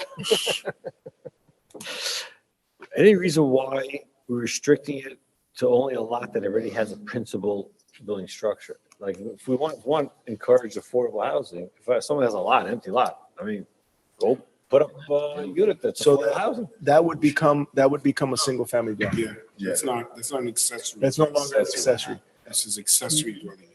Yeah. Which again, I think it clarifies, if you're doing the accessory dwelling in the attic, you don't necessarily become a three-family home. If you already have, if you're a two-family home, It'd be a three. you'd be a three-family, so you don't get to do it if you're a two-family home. Oh, yeah, you do. You can. And you become a three family. That's an accessory unit. Yes. Councilwoman Cullen Montañez. That's not what I'm asking. Oh, I'm sorry. I'm trying to figure out, just to be clear, that we're not in a way restricting the opportunity to build it. One family and two family homes are allowed to do one accessory dwelling unit. There's no limit on one family can do one and two families can't do it. So lost my train of why we're not building. It's because, yes, once you build a unit and it's not accessory attached, So that becomes the. yes, That's separate. Got it. Okay. Becomes the use. Thank you. yes. So not that I'm gonna do it, but I have a three family You can't. and I have a cat. I know, but. We could change it to three family. You would not be able to. So I have to keep my grandson there. You can't put your husband in the garage. No, you can't. Okay. I'm glad because my mind is racing right now. If I may, and I just want to make a But the statement. two family becomes a three family? Yes. It becomes, Yes. Do you know that the three family, if I'm not wrong, because they did this to me, I didn't know that, you have, the state now comes to That's correct. inspect also, so. Yes, you have under to the be to code, hotels. 'cause they will come. Right, under the hotel and multiple dwelling law of the state of New Jersey, you have to register with the state and they have a 5-year cyclical inspection, which you probably haven't had yours for 10 years, but that's a No, I whole have different mine, story. believe me. they And every do. 5 years, it's the green card. So people call it the multiple family green card. Let's be clear on is that. your bank. Because it's a little green card you get from the state of New Jersey saying they inspected it and you meet the state of New Jersey's minimal maintenance code. So yes, you have to get that. No, and it's good. So that's another level of inspection. So to ensure that the attorney is clear, it's one unit, one accessory dwelling unit, and 20 years. So that was the question I was going to ask. Are we going to amend this before sending it? We're sending it to the planning board. That's correct. So we can amend this and then send it to the planning board for their comment and review. So just for the edification of the public, because the council does it all the time, under the municipal land use law of the state of New Jersey, any land use regulations that are changed by ordinance require a consistency review, a master plan consistency review by the planning board, which would be conducted in the beginning of March. And then the second reading for this we're requesting respectfully the second meeting in March so that we can have the recommendation from the planning board before the council has its second and final hearing. Okay. What is the disposition of the council? I'm comfortable with this. Councilman Love? I'm fine with it. And administration is amendable to the changes. So I'm good. So the change that's going to be made is it's going to change from, To 10 to 20, one years. dwelling, right? One To 20. addition and from 10 to 20. Am I we correct? all agree? I'm fine. We have a motion. Is there a maker, please? Motion to accept? Second. Motion to accept, I have a maker and a second. Roll call? Councilman Long? Yes. Councilman Love? Yes. Councilwoman Miller? Yes. Councilman Garcia? Yes. Councilwoman Colon Montañez? Yes. And Council President Shay. Share you. Let it vote. Yes. So that was still on 39? Yes. Yes, so this will go on our meeting of March 19th, 2024. And ordinance 40, which we're looking at now, that would also be for March 19th? Yes, sir. Very good. On 40, please, are there any questions on 40? I have lights on. Could you, I'm ladies sorry. and gentlemen, please check Yeah. your monitor? I do have a light on. I wanted to talk, but Councilman Monk Councilman, said your light. Yes, thank you. Yeah, okay. This is on 40, sir? 40, yeah. Okay.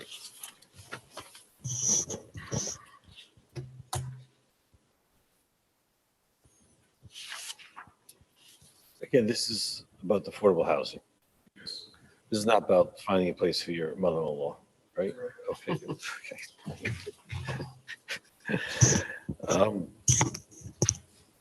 Again, I understand the intent here, right? And what the goal here is, again, to encourage in every way possible affordable housing, right?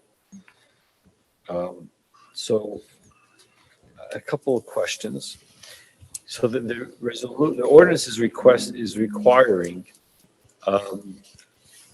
any development of 5 dwellings or more to have 20%. If it's for sale, it's 20% of the units. It's affordable. And if it's for rental, 15%. How does it work? I understand the rental part of it. We spoke about at length about the AMI, the different rates, 1 bedroom, 2 bedroom, and so on and so forth. How does affordable housing work with sales of units? Good question. So that would also be income limited, and then there's a maximum sale price of the unit that would make it affordable depending on regional market analysis. So what would HUD that be? does that. What would They that give be- us a what would that number. be in Passaic? It depends on the unit, so it's hard for me, and that's why I didn't bring it, because it depends. Is it a condo unit? Is it a townhouse unit? Is it a one-family house? So it depends. What's the square footage of the family house? So a lot of those factors are taken into account when HUD gives us the numbers, depending on the type of unit.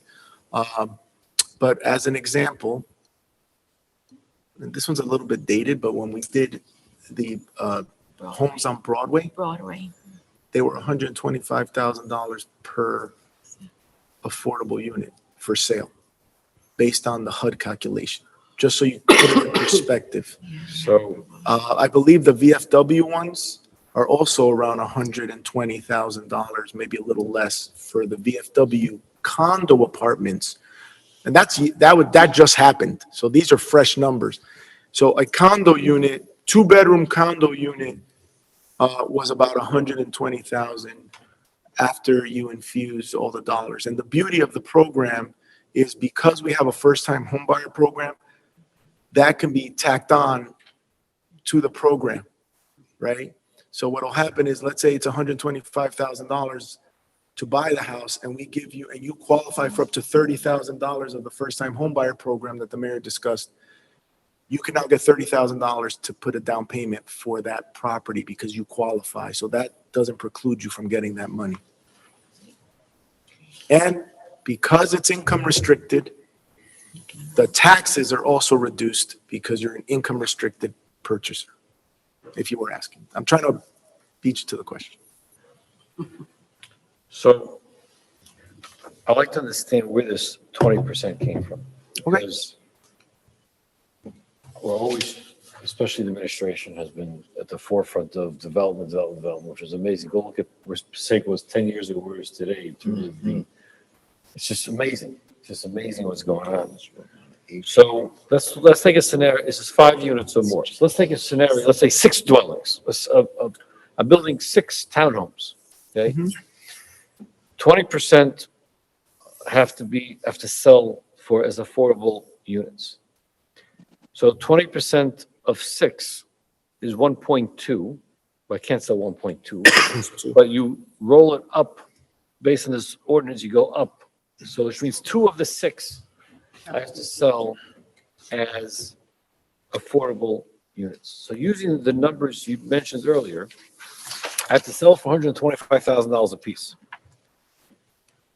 Based on the resolution we had earlier of building these HUD units, which are really small and whatever, 1 bedroom, 2 bedrooms with 1 bathroom, I mean, minimum, right? The cost is $272,000, close to $300,000. So if I'm building something at $300,000, 6 units, 2 of them I'm forced to sell for cheaper, so people who could afford, which is $125,000, which means I need to take a loss on 2 of my 6 units. I need to take a $175,000 loss, which is $350,000 by project. But I'm giving it back to Which means I have to make that money, the additional $350,000 on the other 4 units, which is around $85,000 additional cost. The other units that I'm building, the other 4, are going to cost me an extra $85,000 because these 4 have to compensate for the loss I need to take in the first 2. Right, but you're So- such a savvy investor that you know that we have significant amount of home funds that can go into this project, and you will get your $300,000 back on home funds and have a resolution, just like the project we just Okay, had, so that you can get your difference. So were you suggesting that in this ordinance we put in here, that you only have to sell 20% if you get home funds? No. Okay, therefore, let's talk about without the home funds. Find me one developer who is going to build 6 units where he has to take 20%, 2 of the 4, which is a third of his units he has to sell at a loss, that type of loss. It's going to kill development. Now, so therefore, I like to understand the science, where this 20% came from. Yep. I understand what we're trying to do. We want to push developers, give back to the community. It's a very normal thing. You build anywhere in other places, it's called impact fees, right? You're impacting need more parks because you're building 300 units. So you give impact fee, you have to put money towards the city to improve the parks, okay, to improve the roads and so on and so forth. But what's the science of 20%? Is that going to, what background work was done here to back up that this is the right number? And it still makes it affordable that people could still continue to develop, which has been such the forefront of this administration. So these numbers are standard numbers from the state of New Jersey and the Supreme Court of the state of New Jersey over, I lost count of how many calculations were done throughout the state to come up with a 20% number set aside for purchase. And the main reason for it, and the mayor said it and council president said it, is for creating generational wealth.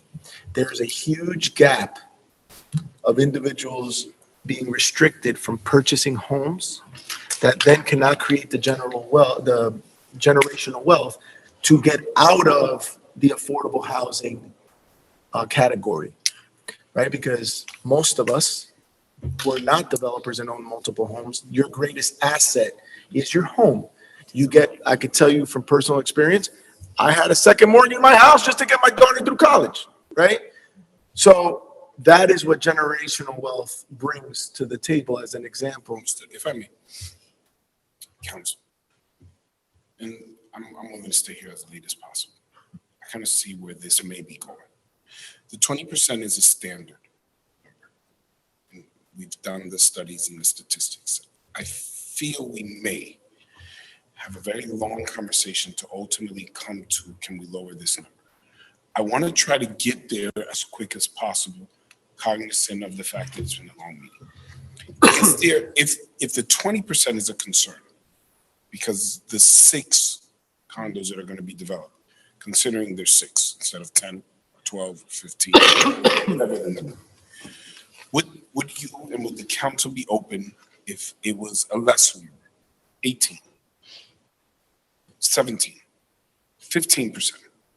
What we're looking to do is moving forward, because this will not retro impact any of the development.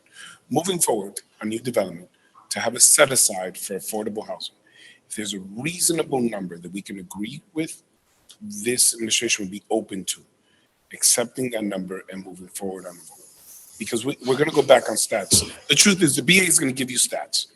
He's going to refer to the Mount Laurel decision. He's going to refer to other municipalities. And we're going to discuss it, not ad nauseum, but we're going to have long discussions. And if we're ultimately going to get to a place to go, what if we went down to 15%? Because I would be open to it. Because again, the spirit of the ordinance and the goal is to create affordable housing. So I hope that's a fair question. Is there a number that you may be thinking or that the council may be thinking? So, in all due respect, Mayor, if memory serves me correctly, the state's guidance here is 20%. Yes, but since we can determine the number, we can decide, because we're moving forward on the ordinance. If we find a reasonable number that we say we want 15%. Yeah. And then we look at it for the future. I would think, be Mayor, open to if the state is going in one direction, I think that we need to be in that direction. I think it would be difficult at best, despite all the great things that we're doing tonight and prior, for the city to come out with a 15% figure after the state's coming out with a 20. Understood. Again, I don't believe we're required to do it. I agree with you. That's why we determined 20%. And I think we could defend it. We could defend the 20%. Can I just, if I may? I understand. If I may. Council President. Council President, all due respect to the state, we just had an earlier discussion of HUD funds, of how HUD funds work, right? Blowing out millions of dollars to one municipality where we can benefit people in many, many different ways, right? I don't know if you could take 500 municipalities in the state of New Jersey and with one paintbrush just say, okay, it makes sense 20% across, okay? Every city rents are different, right? And The purpose of the 20% figure, Councilman, is to encourage in the most strongest way possible for a change of how the state has been doing business. Understood. Because the figure, the numbers that have been historic have been anemic at best. And the state is taking a more aggressive point of view, for better or for worse. Right, understood. But that's without looking at the city putting up now 12 units in one spot, right? Using other funds to build affordable housing, right? And the other thing is, there are other municipalities that are not in need of redevelopment like the city of Passaic. Without the development that has happened over the last 10 years, okay, we'd be dead in the water. And if we don't continue that development, all right, you know where taxes are going. We know what the increase. Well, if I may, I'm not sure this would help the argument, but I believe that a project or development under the redevelopment plan would not be required. That's correct. The redevelopment law is separate and apart from this and would be voted on independently by the governing body versus the ordinance. So though I want to say on record, I agree with the 20%. And as I mentioned before, I was in the state in the hearing with the assemblyman. I do believe 20% would be best. I was looking for consensus and sometimes compromise. I would prefer 20%. We can definitely go through the numbers. Yeah. I just want to share, but perhaps you would reconsider the 20% if you. I feel like on the redevelopment. My response earlier was immediately I was going to ask if we could just wait 2 weeks only, okay, so that I think for me, just like I was asking, like, where does this 20% come from? Like, what's the backup? For me to throw out a number of 15 or 18 or 19% is also, I've been doing the same thing. Like, what's my backup, right? I want to do more of maybe speak to developers, right? Look at your numbers and just go to your Excel model, change it now. What does it look? Does it work? Doesn't work. We need to keep development going. We have to keep development going. And maybe the number is 20%. It might be 20%. We believe it's I'm not suggesting it. And I'd also like to take a look at the state, where the state's coming from. But again, every city is different. What works across the state, they're looking at just the whole state, does not necessarily what's best for the city of Passaic. Understood. So with that stated, Councilman, if I may, could we consider passing this and having the discussion? Because passing it today doesn't create the ordinance, make it law today. It moves us along, because if you say it could be 20%, then we could be closer to where we need to be. I don't have an issue with that. Okay. I don't have an issue with that. So what would be the conclusion, if I may ask? That we would pass it today and continue the conversation with research on whether 20%, even though that's the state But the number. figure that would be used for passage tonight would be 20%. 20%. Yes. So we're going to do a further exploration, but the number out there is 20%.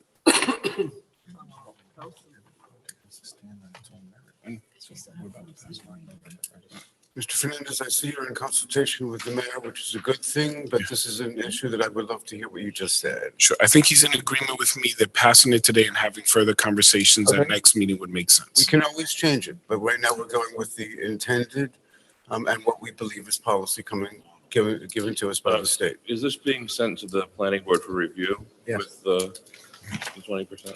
Yes, but it still has to come back to the council. Can I also get an understanding of B2 in this ordinance, please? In the event that there's more than one affordable unit. We should provide a mix of bedrooms. Now, my question is, how can you have less than one affordable unit? How can you only have? Because this only applies for 5 dwellings or more, right? In the event that there's more than one affordable unit, so Yeah, so if it's one affordable unit, you get to choose what you want to make it. A 1-bedroom, a 2-bedroom, a 3-bedroom. It's up to you because it's only one. If it's more than one, like in your scenario where there's 2 of them, then B would fall.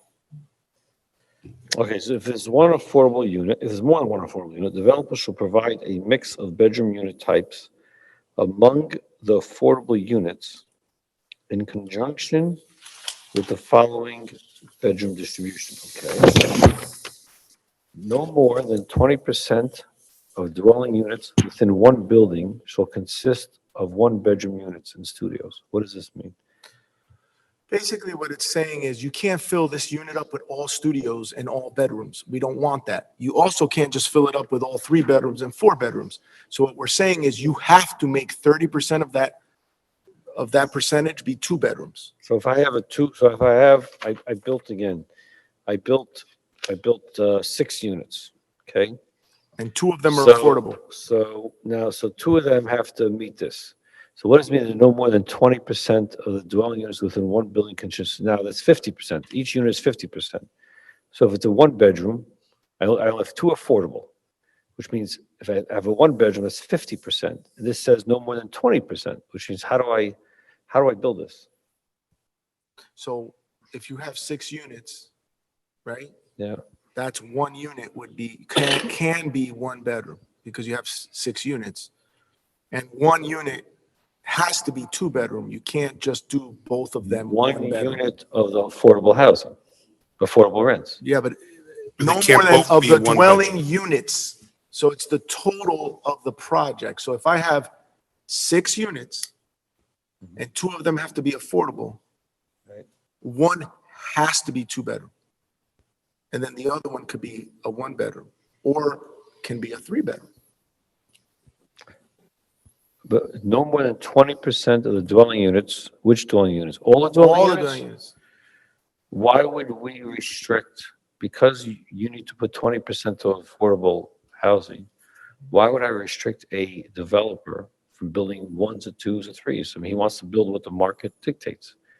What does one thing have to do with the other? Because when you're talking about affordable housing and the statistics coming from the state and looking at our demographic here, our household sizes are on the higher side. Our current census data is our household size is over 3 people per household.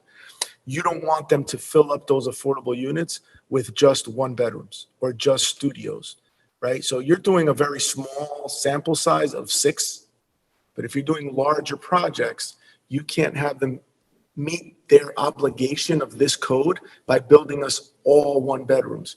That would negate the need of the affordable housing units, which are predominantly family. And that's not just in the city of Passaic, that's actually from the state.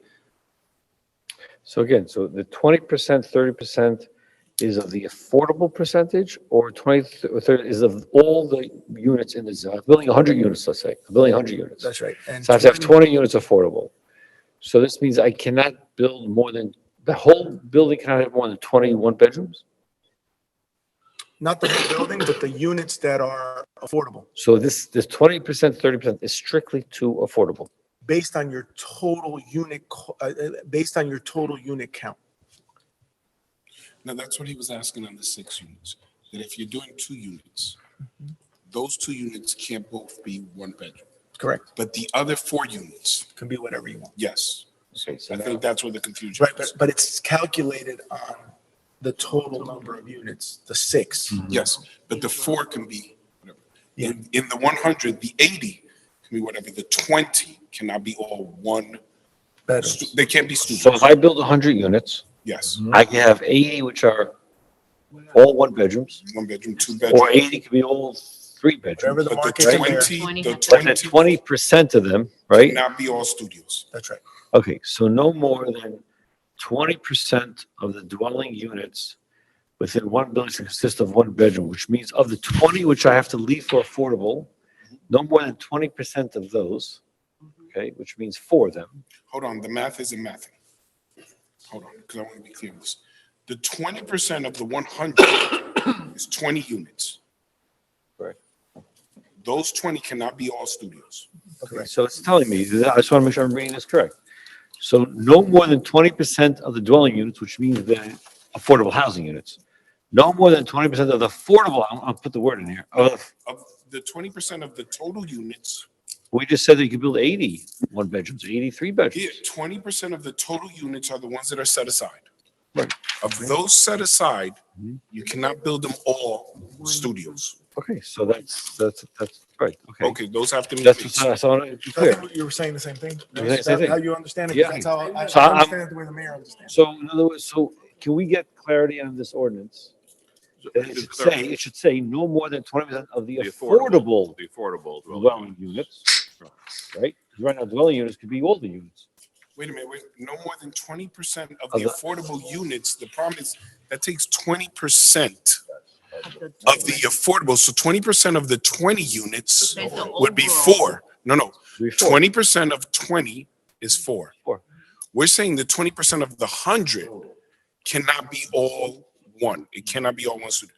If your wording would become an interpretation that 20% of the affordable can't be all the same, then you're reducing the number. No, That's the way thought I'm we were talking understanding about subsection You can't B2 reduce here, the affordable. where they're saying Yeah. if there is more than one affordable unit, then they have to be broken down according to these percentages. So what, Yeah. how was this written? I think what the councilman is saying is that it might sound like 20% is the restriction on the entire building rather than the restriction on the affordable units. What is it? What, how is it? So how do you word How it to is it- say this only impacts the affordable units? We would simply, could even by amendment right now, just say more than 20% of the affordable dwelling units.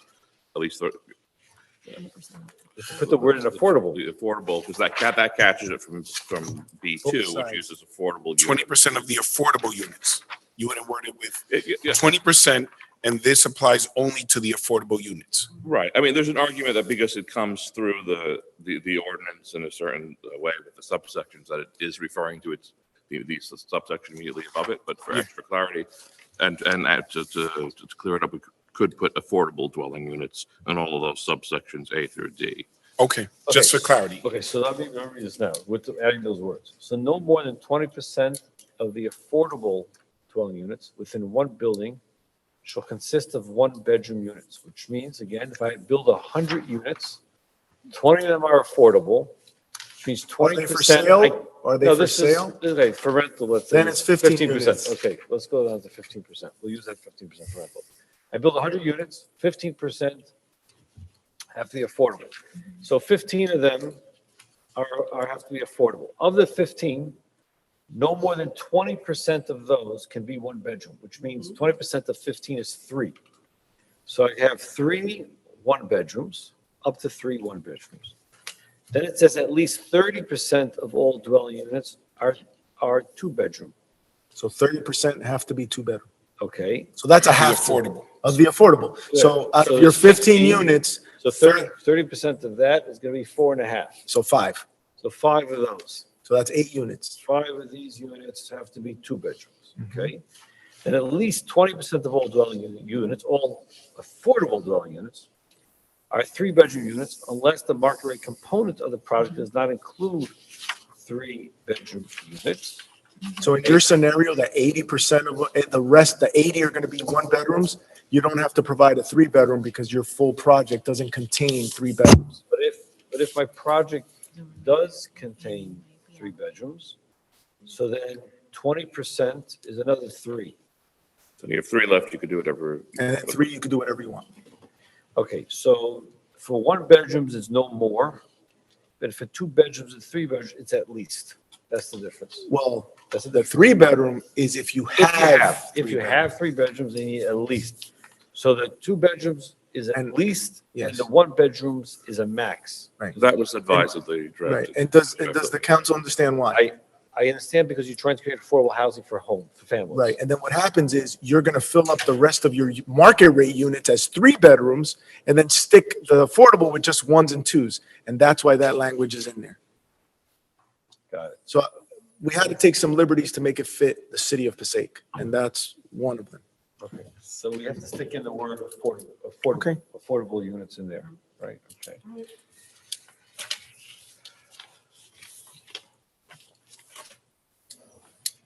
Okay, that answers that. Take your time, Councilman. No, I'm sorry, just a whole bunch of my different. No, notes. no, please. Yeah, okay, Take your time. sorry. Those are good Okay. questions. Again, now, affordable here again means what criteria? It's against the 80% of AMI? So it depends on the number of units, and it depends on the funding. Well, no funding. This is, guys, forget about the Then funding. you could do 80% of AMI, 80 to 60% of AMI. 80 or 60, which one is it? So it's both. It could be between 60 and 80 gets you the same rental number. So you Between as 60 and 80. you as a developer have a range of individuals you can rent to between 60 and 80% and still charge the same rent. Got it. Okay, so as long as they're making 80%, less than 80% of AMI, they'll qualify for these units. Right, but if they fall below 60, then the rent lowers Got it. based on these numbers. You're not obligated to rent to people making less than 60. We did not put that in there unless you take HUD money, Doesn't say how many. right? Because that's a HUD requirement, not a city requirement. Got it. Okay. Are there any other questions on 40? Okay. Fine. Do we have a maker on 40? Motion and second on 40, please. Councilman Monk, Yes. Councilman Love, Yes. Councilwoman Mello, Yes. Councilman Garcia, Yes. Councilwoman Colon Montañez, Yes. Council President Shay. Yes, thank you. On 41, please, proposed ordinance amending the designation of restricted parking for disabled persons by New Jersey license plate number to be set for March 19. So moved. Motion and second. Roll call. I'm sorry, Council President, for 41, we can do it at our May 5th meeting. I'm sorry, ma'am. May. I'm sorry, March 5th meeting. March 5th. Yes, sir. Let's have another vote, please. So moved. Second. This is to move it to March Fifth. 5th. Yes, Councilman Monk, Yes. Councilman Love, Yes. Councilwoman Mello, Yes. Councilman Garcia, Councilwoman Colon Montañez. Yes. And Council President Shay. Yes, thank you. On 42, please, an ordinance amending the designation of restricted parking for disabled persons to be heard on March 5th. Is there a motion, please? So moved, Councilman. Motion Second. and second. Thank you. Roll call. Councilman Monk, Yes. Councilman Love, Yes. Councilwoman Mello, Yes. Councilman Garcia, Yes. Councilwoman Colon Montañez. Yes. And Council President Shay. Yes, thank you. Before payment of bills, if I can share with the council, we have a policy where if people wish to have questions that they'd like to raise during hearing of citizens, that the questions need to be sent to the city clerk. and then read by the council president at the meeting when appropriate. That does not apply to letters which may come to the council, which if the letter is not signed. For the record, a letter did come in. It is not signed, and hence I did not read it into the minutes for the meeting. That's number one. Number two, we had a gentleman here who spoke earlier about not getting information in time in order to make a decision. I believe that we responded appropriately based on advice of counsel. I believe we spoke purposefully correctly in terms of how we responded. But I did want to apologize to the clerk and to her office if I in any way insinuated anything except that you're doing an amazing job. So for the record. We're up to payment of bills, revenue numeral 12. Are there any questions on the bills? Councilman Monk, Thank you. make it fast. The good thing is only 25 pages. So. The really better thing is my bedtime is 11 o'clock. Now, I have a question about, on page 3, we had earlier a resolution about the copy machines. And in the resolution, it said that inclusive in the fees are cartridges and maintenance. On page 3, there is, again, I think this is last year, but I'm assuming we're copying last year's contracts, assuming that. You have Rico a fee for cartridges of $41 here. And the other thing is, if you do a quick math, the resolution had 33 copy machines at $68,000. That's around $2,000 a piece. $2,000 a piece a year comes out to, let's say, $180 a month. And you look at all these fees on page 3, copy here for housing, $95, $95, $95, $95. Are we, based on this new resolution we passed tonight, are we increasing the cost of our copy machines by 80, 90%? And also, why are we paying for these cartridges? So the issue is, and the reason you see many of them there is that unfortunately, the housing department had several months of bills they had to pay at once. So these were multiple invoices spanning several months that were not paid and were due before they rolled the copy machine out of the office that we needed to pay. So we put them all on the same. But it seems we're paying $95 a month, and based on the resolution we passed tonight of $68,000 for 33 copy machines, that's like $2,000 a copy machine per year, which is $180 a month. So there's two different copy machine companies. Okay. This is just, Rico is just one of them. Right. We have another one, I forgot. Yeah, the resolution had. What is it? Right. Sarah, whatever. Right. And remember that what happens is most of the copy machines are black and white. Our copy machines in the clerk's office and for planning and zoning and administration are colored copiers. Those have a different number. So code is going to have $95 a month because code is black and white. Oh, yeah, that's what it is. Okay. In terms of paying for cartridges, it's not included? So typically it's not included. I have to check specifically this one cartridge and what the issue was with this cartridge. Because if you look on page 9, there's also a toner there for a copy machine. That's actually for a printer. That's a Yes, it could be a printer. That's a printer. That's a It printer. could be a printer. Right, that's a printer. But the other ones are cartridges. So, okay. All right. There's no windows to these copiers and printers. No. It's an argument everywhere. Yes, because you have to Yeah. keep the warranty just in case. No, we don't have a warranty. We're renting them. Rent them. We're renting Yeah, We're leasing them. that's even better though. And that's Okay. the only way you could go because you All buy right. them off the service. Yeah. So, okay, so maybe we got our money back in that cartridge. We'll put it Any towards some other another questions on the bills? Uh, I have a question, please, on page 4. The last entry, 2/14/24, shipping, 6.99. Could you tell me what that is, please? Which page, sir? Page 4. Four. The shipping. I know the problem is that there's a 6299. lot of page fours. Not the literal page 4, but The last entry, 2/14. For shipping, $6.99. Yeah. Get clarity. Oh, $6. Well, no, the council president's question is, because it's Amazon, there should be Prime free shipping. That's the question. Well, this council didn't gotta pay approve, for Prime. didn't Gotta approve pay the for Prime. $99 annually that it's required to pay. $99. It's 100. It's 100 now? Look, I'm Wow. dating myself. Amazon Prime requires an additional membership. I thank To you get for the it for clarity. free. It kept me up last night. Are there any other questions on the bills? Is there a motion to accept the bills, please? Motion, may we have a second, please? Councilman Monk's not, I'll second. Motion and second, roll call, please. Skip Chaim, let's go. Yes. Yes. Councilwoman Mello, Yes. Councilman Garcia, Yes. Councilman Colon Montañez. Yes. And Council President Shear. Yes, thank you. It is not often that we engage in a serious and significant policy discussion. I'd like to thank my colleagues in the administration, Mayor, of course, for putting it on the high level that it was. All kidding aside. Yes.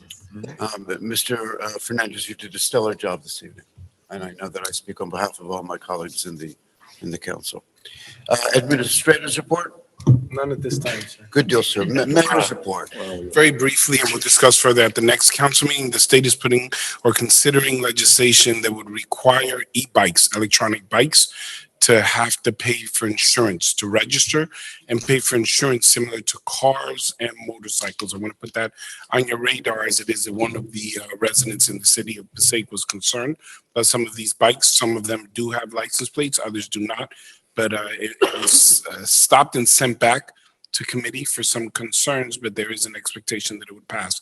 The recent residents that came in to complain about vans, S2 vehicles that transport students to school, we have found a temporary solution in terms of a lot that they can use overnight and the ability to park S2s in their driveways to June. However, it is temporary, and I had explained to the group that it can only be a permanent solution if it goes to the council.